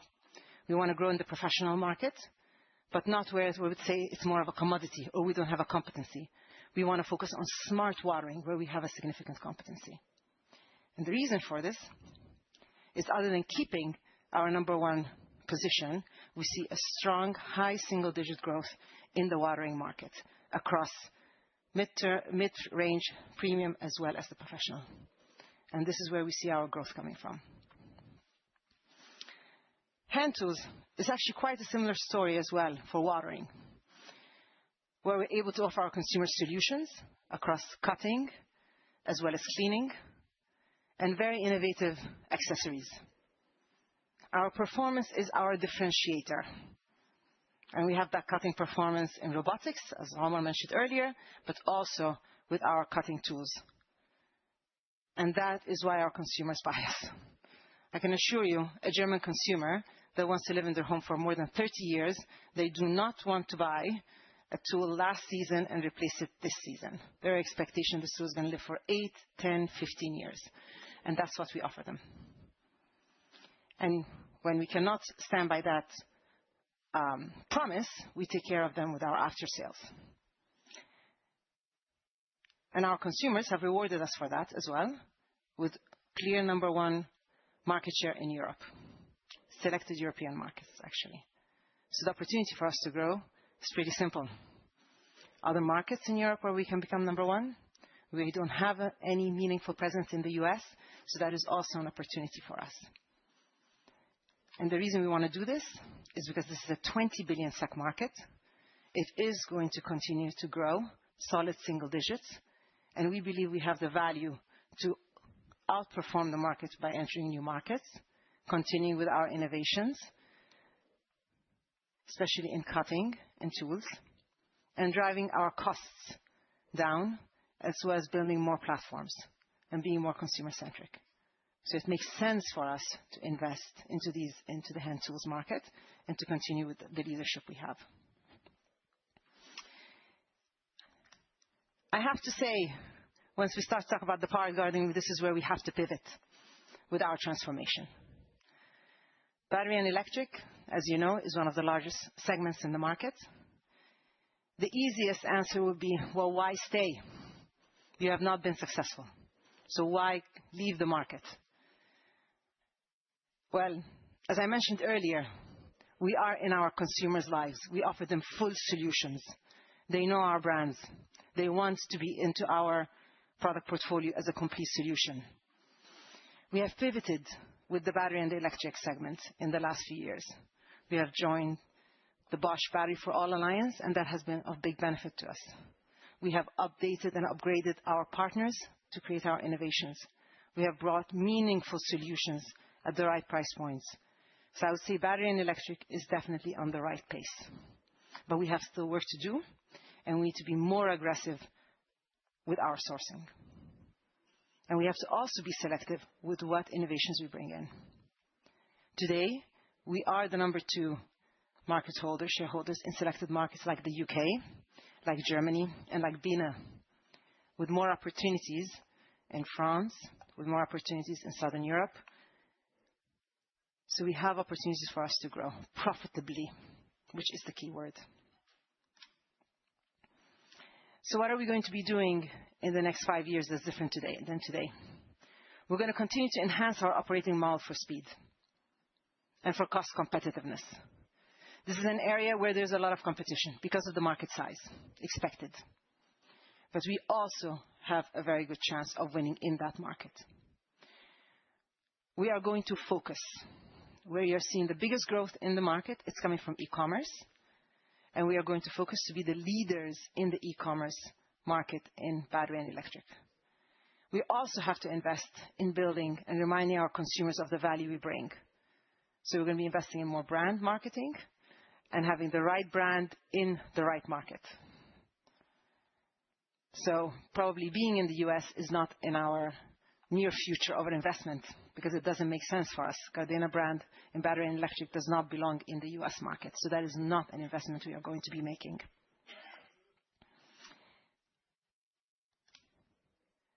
Another decisive transformation for us is robotics.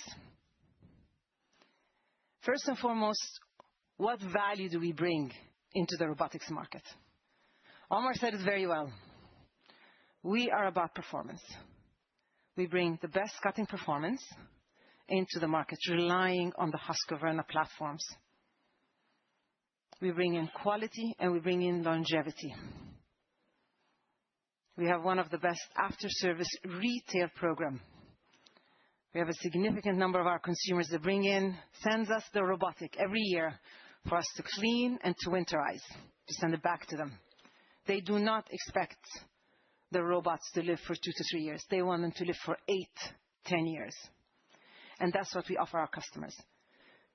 Quality, longevity, durability, and after-service. We have external test results that confirm the performance we have. That's the differentiator. We work very closely with our retail partners on making sure that they're able to also deliver on their commitments to their customers and to have quite low number of returns, which is very important for them. That said, this is the most competitive market we have in the division. By nature, it's the one that's growing the most, right? Solid double-digit. More competition coming in. We have to expand our operating model.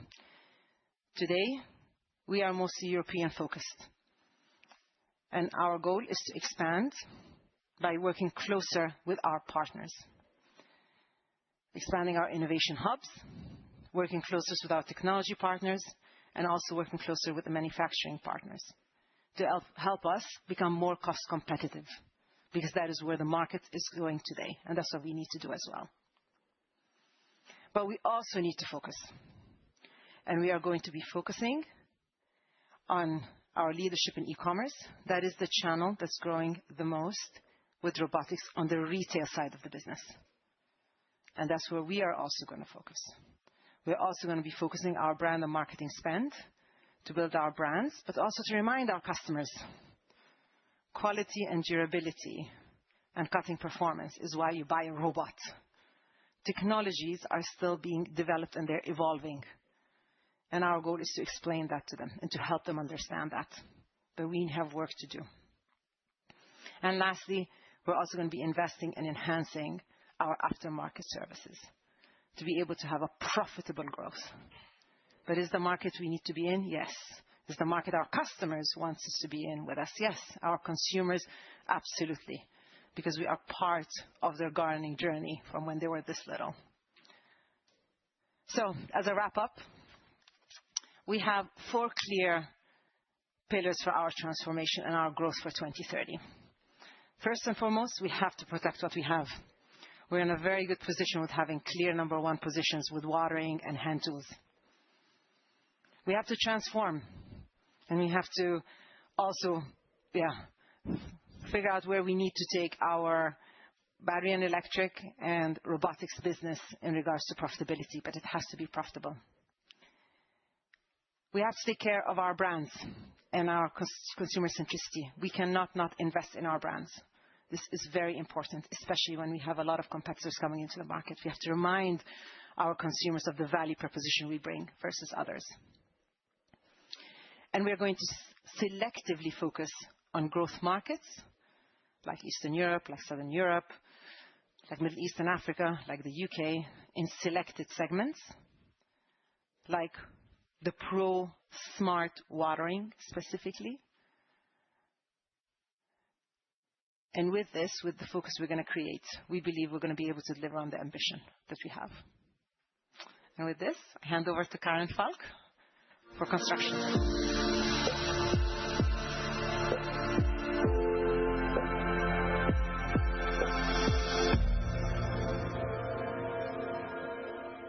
Hi everyone. I'm looking forward to share with you today how we are building a stronger, more focused and more profitable business for the future. As you might know, we are a full service provider in the light construction industry. We operate globally with sales in over more than 100 countries with a turnover of approximately 7 billion in an addressable market of roughly 40 billion.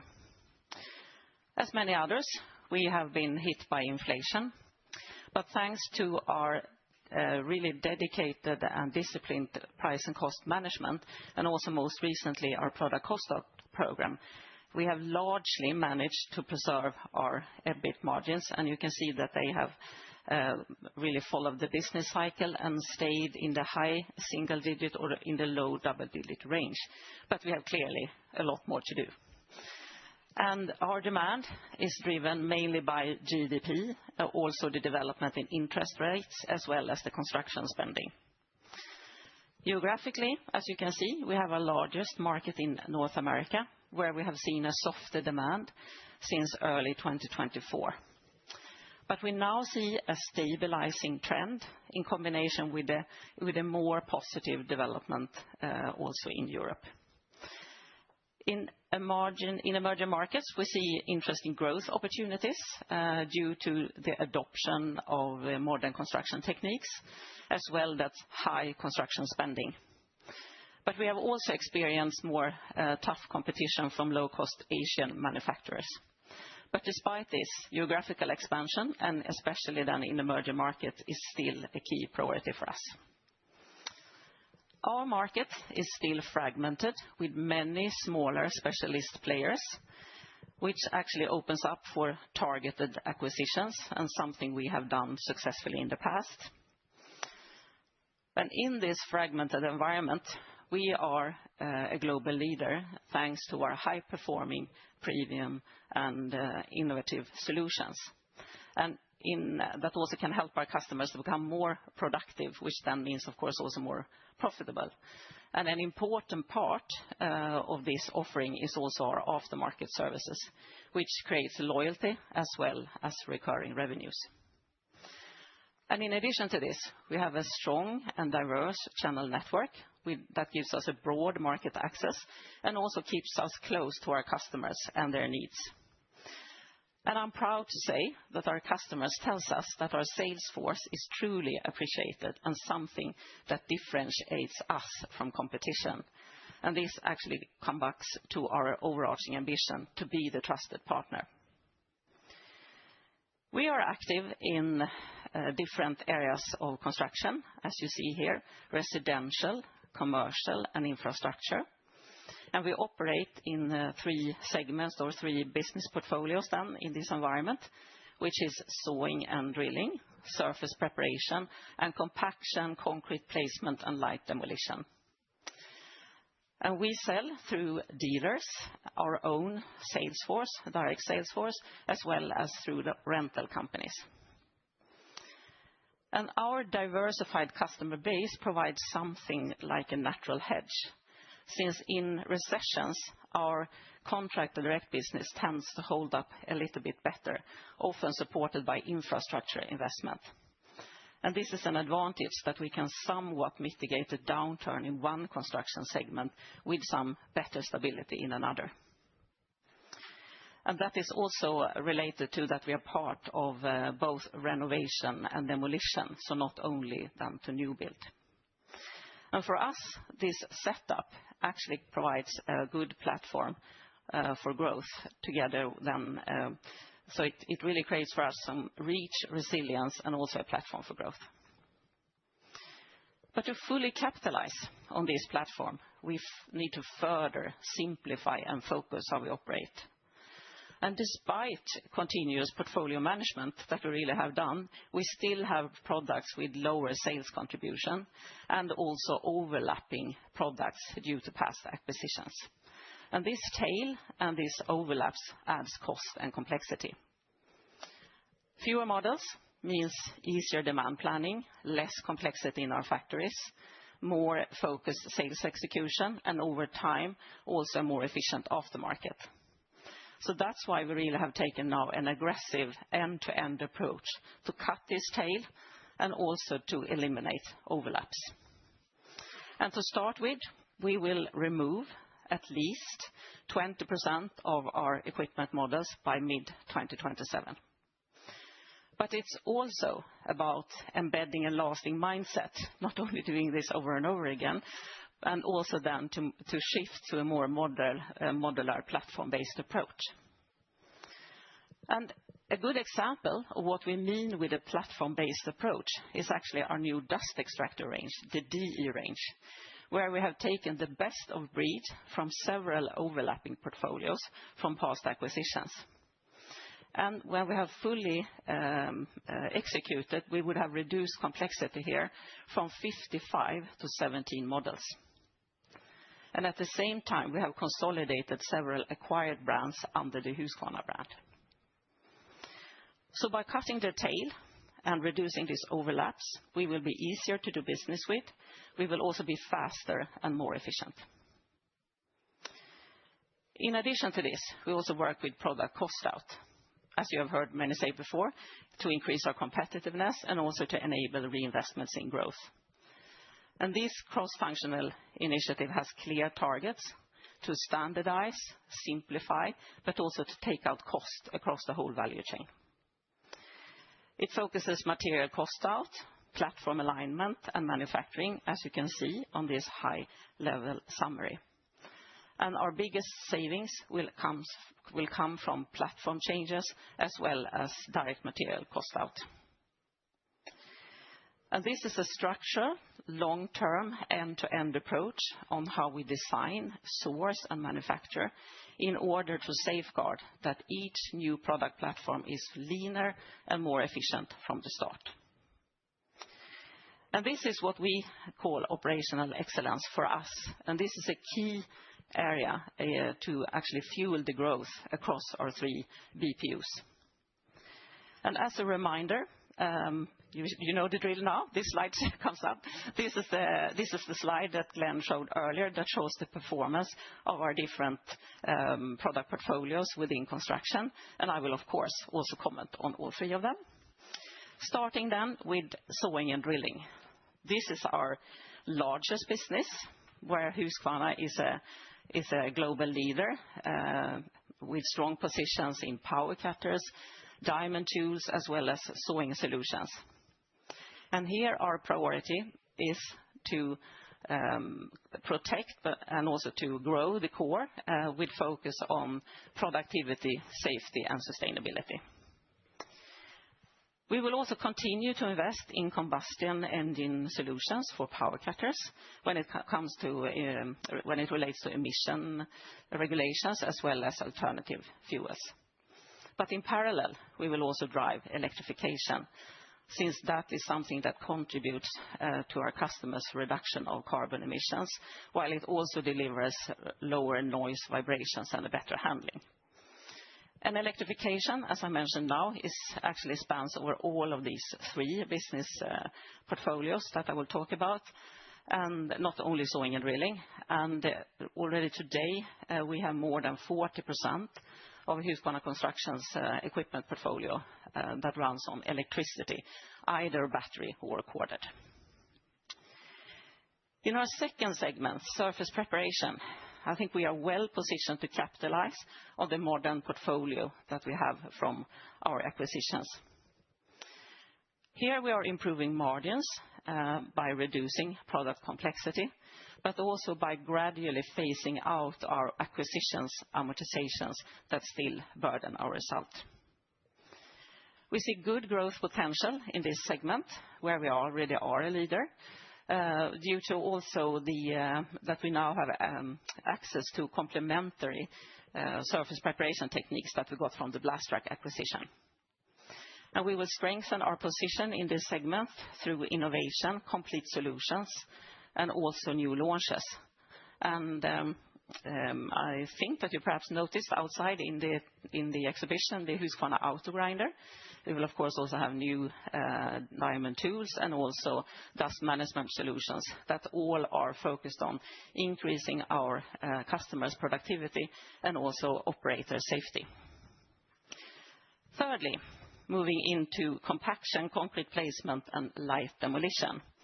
This is our smallest business, and it's also quite broad. Therefore, I have divided it in two, since they are a bit different. Let's start with light demolition. Here we have a strong global number 2 position. We will drive growth here through our own direct sales force, but also to have good and agile after-sales services, and with entering into new applications. As you hopefully met our demolition robot out in the exhibition, that was a DXR 95, which is one of our new additions to the portfolio that takes us into new segments. Besides this, we will also enter some selected and are entering some selected industrial segment, which also makes us having good growth opportunities and takes us a bit outside of our normal sort of concrete segments. If I then talk about compaction and concrete placement, this is a segment with lower profitability than the divisional average, but it's still important since it offers a key complement to our channel partners and also addresses important customer groups. Here we actually have a low market share in a quite big addressable market. We have a close follower position as a number 4, which also gives us a good growth opportunity. The issue here is, of course, profitability, as you heard. What we are doing then is focusing on aggressive product cost out, together with strengthening the channel partnerships in order to be more profitable, but also have the possibility to grow.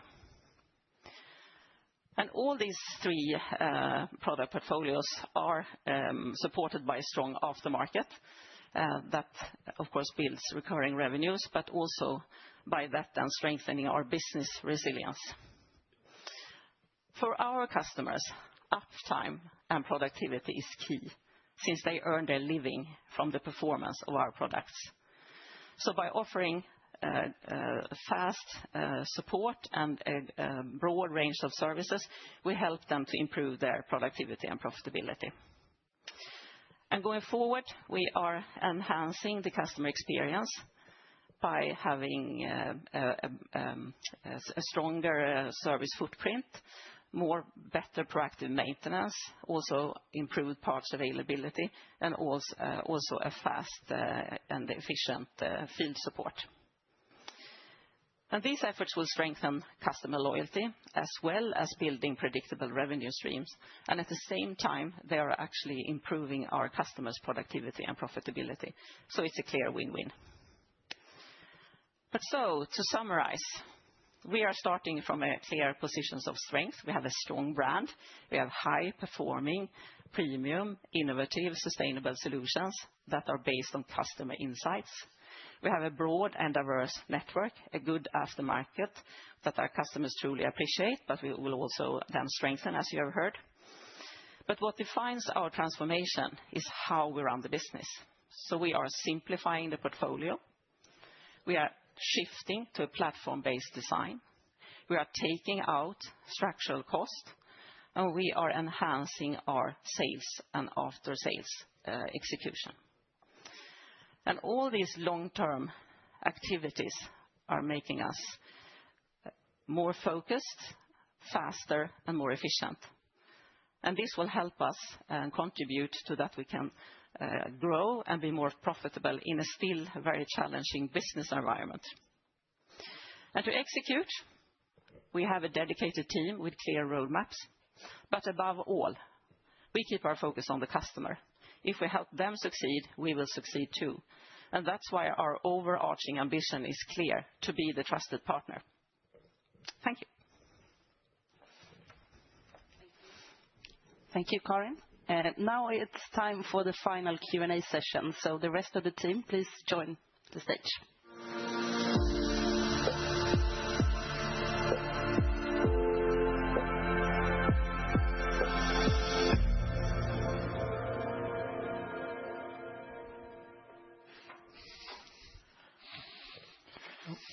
There we go. Good. Everyone's here. Great.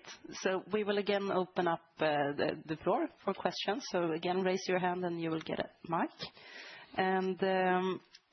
For those of you who join online, you can still ask your questions through the web interface. Do we have a first question? Yeah?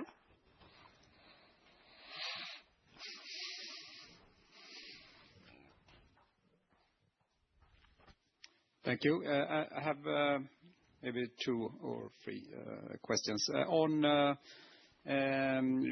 Gardena and growing in professional irrigation, if you can add some comments on what kind of market size you are aiming for, et cetera.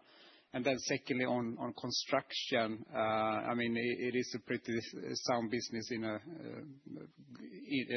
attractive market. I mean, how quickly will diamond tools be electrified? Typically we see a little bit of margin pressure when products are being electrified. You want to? Should I start? Yeah. You can start. Okay, I start. Taking on the question, as you said, what is happening with profitability when we get more electrified? I can also say that when we talk about electrified, we talk both about corded and battery. We have quite a high degree of corded products. When it comes to battery, we see that it's what we talked about before, that we are really focusing on having these really specialized products for the heavy users. I think was mentioned before, we are both capitalizing on the 36-volt platform from Forest & Garden, but also our own 94-volt, which is a really high power solution. There we see that it's from a profitability point of view, that there is at least a possibility to have somewhat higher margins than what you have in other battery segments.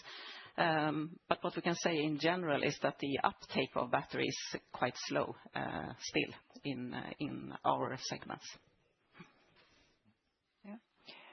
For the professional irrigation, specifically, we are estimating that market to be in the United States around 20 billion SEK, and in Europe, somewhere between 10 billion-15 billion SEK.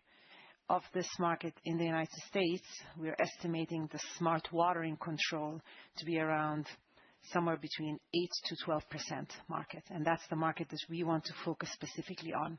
We are not interested in any of the drip irrigation or underground irrigation. That, for us, is more or less well-saturated market with the competition. So our goal is to target the smart watering, somewhere between 8% to 12%, with a very solid double-digit growth over the next few years. And that's where we are going to be focusing. And we are there already today in that market.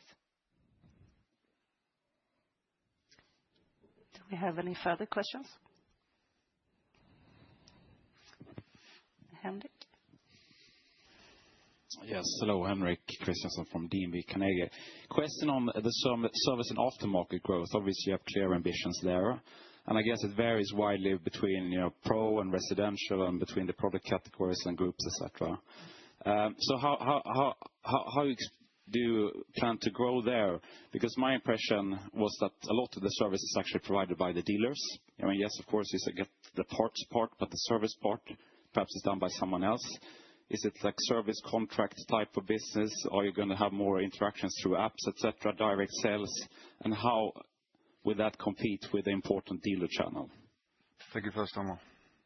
No, I think, as I mentioned earlier, I think what we will do is we will continue to parts availability is a critical aspect of that, of course, and that comes back to the operational excellence piece, which we talked about before. So we're putting a lot of effort and investments into making sure that parts are available at the right time, at the right place. That's one aspect.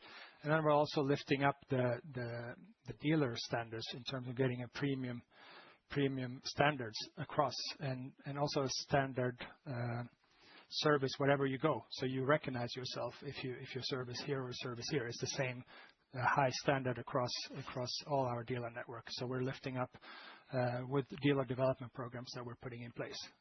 So those are two aspects that I think about. And then we're also coming back to this predictive maintenance and service recommendations. I think that is also a very important element where we can leverage AI and data at much more scale than we're doing today.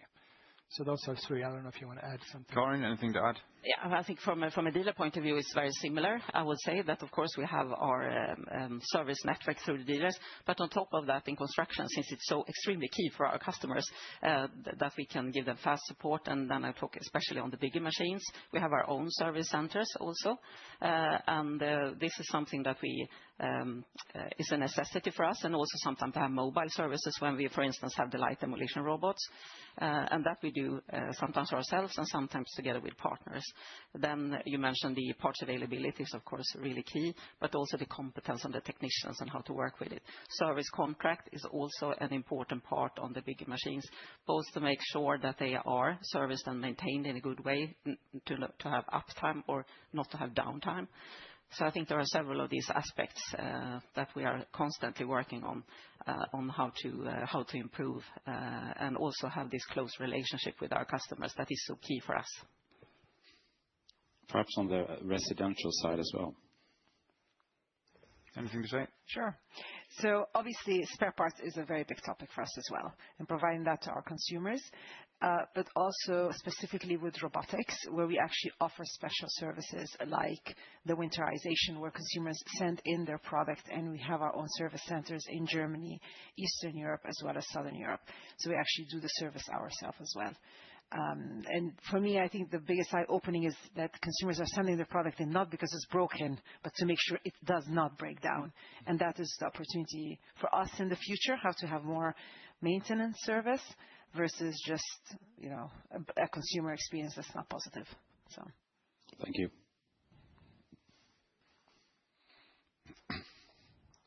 At the back there. Thanks.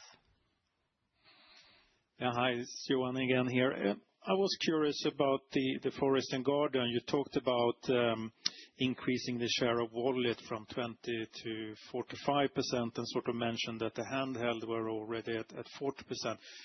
I think it touches a little bit on Henrik's question, but what do you mean? I can imagine in handhelds you sell some fuels, I think, etc. Is that sort of adding products, or what is included in this wallet you talk about?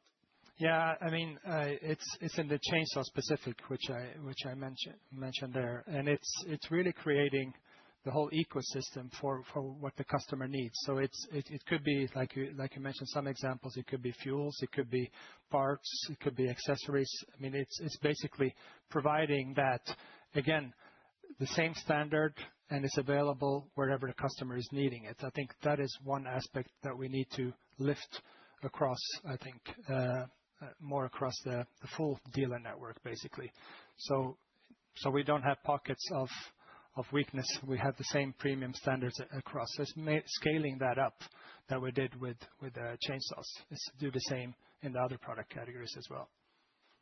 And that could be sort of adding third-party products to your sort of aftermarket product. Yeah, it could be using a partner-based dealer network as well to get those out. Yes.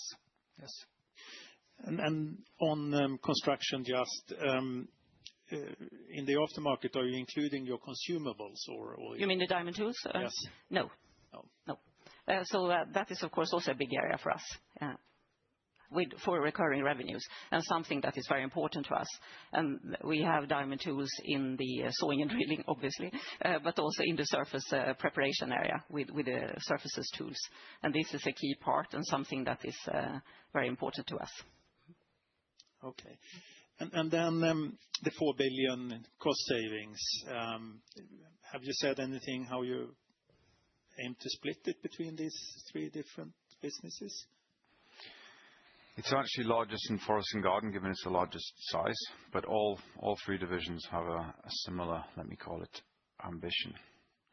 But as I said, 35% of the total weighting of the program from sourcing, which is important to all three, 20% design to value, 20% manufacturing, 15% logistics, and 10% organizational efficiency.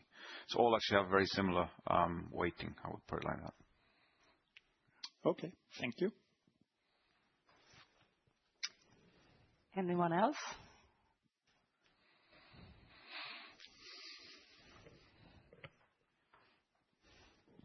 Thank you. I had a question on, let me see. Yes, forest and garden. And I mean, over the years, we heard that you try to avoid retail space, and now you are expanding back into the retail space. What's the new game here that we should understand? The new game is simple. We need to be where the customers are shopping, and we will continue to expand into retail as well as online. We're going to expand in the multi-channel. We need to be where the customers are. Are there any risk of being, I mean, pricing is perhaps differently, etc., and the dealers are more profitable for you, most likely different mix, etc. But I mean, will this change your margin profile, or how should you think about that? Maybe I can just say, first of all, to be clear, there is a dedicated retail Husqvarna branded robotic range. So it would be a slightly different range to the dealer channel in that sense. I mean, there will be, of course, overlap, but it's a dedicated retail-specific set of models. Thank you. And maybe if I can ask one last question on the savings. I mean, you talked about 60% near midterm, and then the rest by the end of 2030. Could we get some flavor on like 26, 27, or can you shed some light on net impact? I don't think we're going to go into that level of detail just yet. Of course, more transparency will come as we go into the years ahead. But I think 60% of the 4 billion within the next 2 to 3 years, I think, is quite some ambition. And I think what it really clearly demonstrates is we've already started on this. The actions, the activities, they are clear, and we have to execute on those now. I think that's the important message. We're not talking about a hockey stick effect where this happens in the last 4 or 5 years of this program. This will happen quickly in the next 2 or 3 years, 60%. Thank you. We have a question from the webcast from Adela Dashian from Jefferies for you, Maha. So if you can give an update on how the Gardena brand has been received among US retailers. Yeah, that's a very good question. So obviously, the US retailers have had quite an interesting year, to say the least, with all the tariffs that has been coming through, as well as post-COVID. Where we're seeing right now the American retailers is their focus, and they have been very public about it as well, is to be able to offer value to their consumers. We have seen quite a significant growth in private label, and their focus has been into that space, especially this past year. They have indicated also in their line reviews that is where they're going to focus in the future as well. The Gardena brand in the U.S. is mostly an online brand. We are mostly on Amazon.com as well as in specialty gardening stores. We have slight presence in the retail in Flow specifically. The perception has been well. We are still going to maintain our presence there as well. It's really an online brand where we're building the brand story, the quality, the heritage, the German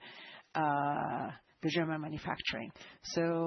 Retailers per se for us with Gardena is not as a big of a topic in the U.S. like it is in Europe. Very clear. Thank you. Another question for the divisions, perhaps, if we can expect any significant innovation and new product launch that could be seen as a game changer or as a world's first. Maybe you, Karin. Should I start? Yeah. You just saw some of it. No, perhaps not online, of course. No, as I mentioned, the Husqvarn auto grinder is, of course, a really good innovation where it increases productivity a lot for our customers since they can do other things when the machine operates instead of keeping control of the machine. If I should choose one, I would just say that self-operated floor grinder is one of them. Yeah. Good. Anything to add from you? No. I think, I mean, in terms of you've seen some of the innovations that we're launching today, and we've also presented some. We're very confident. These are really strong innovations, and will deliver great value in 2026 and forward. Of course, we're confident as well in terms of the pipeline that we're sitting on, but that we'll come back to in due time. Yeah. On the Gardena side, it's all about water savings and water management and doing it in a smart digital way. The capabilities that are coming down the pipeline about management of large-scale environments, whether it's a garden or public spaces, that is where all the innovations are going to be coming in that space.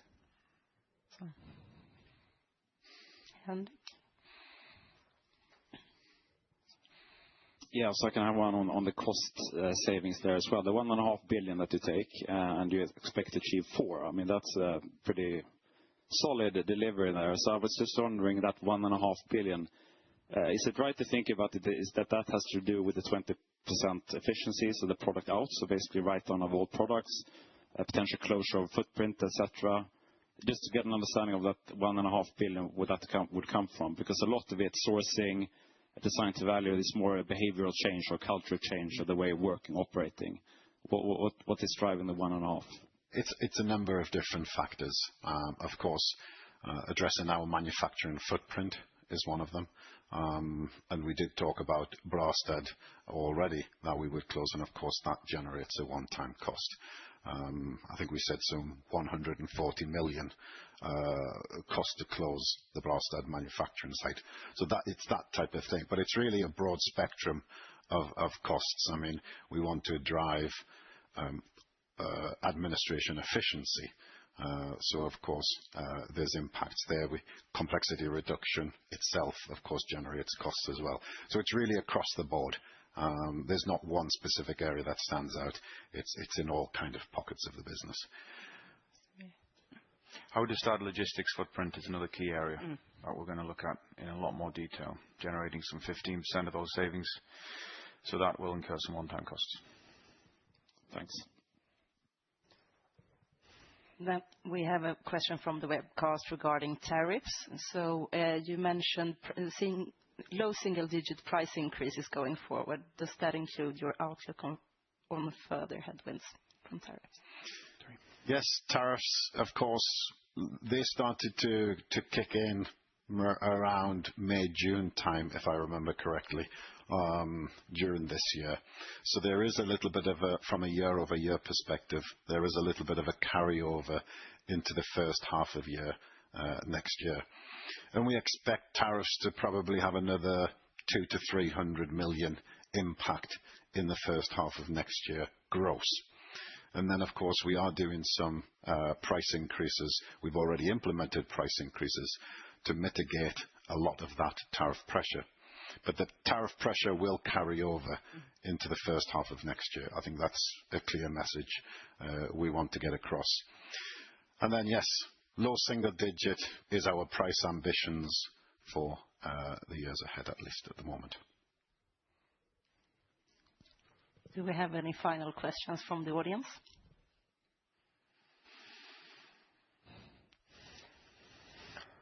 No? All right. So with that, we will close the Q&A session for now.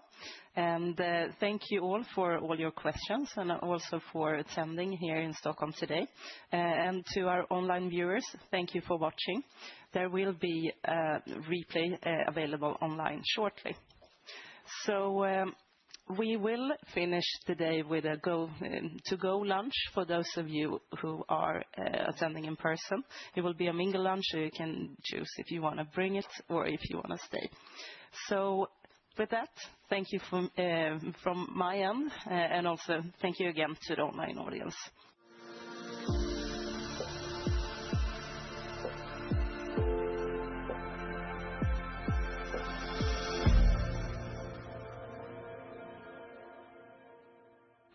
No, just to conclude, first and foremost, thanks for joining us today.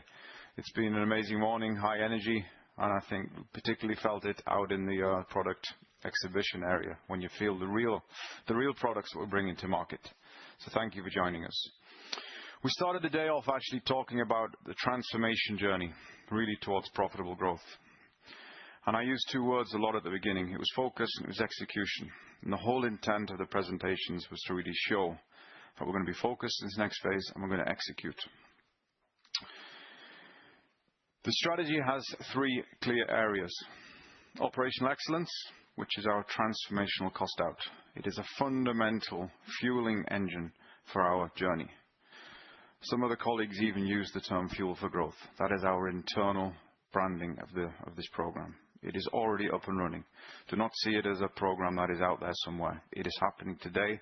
And I'm very, very pleased with our pipeline of savings activities. So the 4 billion SEK we are shooting for with high ambition. By doing that, that's going to give us the investment possibility, the investment engine into the innovation that we've been talking about and into two amazing brands. We talked a lot today, particularly in two divisions. We're actually covering all three divisions that we have an aftermarket as a key differentiating point. High barriers to entry, having so many points of sale that we have. And that's a strength that we've got to capitalize on. We'll continue to do so for obvious reasons. Really getting that closeness to the customer, the recurring revenues, and really delighting our customers and solving their productivity and uptime issues. So all three divisional presidents started using very similar terminology there. It was preventive and proactive maintenance. That is what we will drive more and more of. And by doing this, hopefully we start to show we've got even more focus. And the focus is really on the product range that we have. We lifted the lid today and give more transparency, very purposely so. We have 11 business portfolio units, all in different stages. Some in profitable growth that we need to capitalize on, somewhere we need to increase the profitability, and somewhere we have a turnaround case. But very clear transparency. What I do want to say is, someone asked how much patience do you have? I think it was you, Henrik. We've got to do this with a sense of urgency, and I hope that comes through throughout the course of the day. If we cannot turn around these businesses, then we need to put the focus on the profitable growth. So we will do this with a sense of urgency. And as such, today we launch 3 new financial targets supported by 2 sustainability targets. We need to get back to growth. Hopefully that comes through very loud and clear. Some segments where we can grow beyond GDP, some segments where we can grow with GDP. We've got to get back to profitable growth, and that starts today. Also, we have a very clear operating margin ambition. First, we've got to get there, get to 10%. Terry described this in the midterm. That's what we've got to get to. And once we get there, we operate consistently above 10%. That is critical to this group when we continue fueling that engine to investing in our brands and our innovation. And last but not least, we must be more capital efficient than we've been. We start from a low base at 7%. we get to 10%, and then we get to 15% through 2030.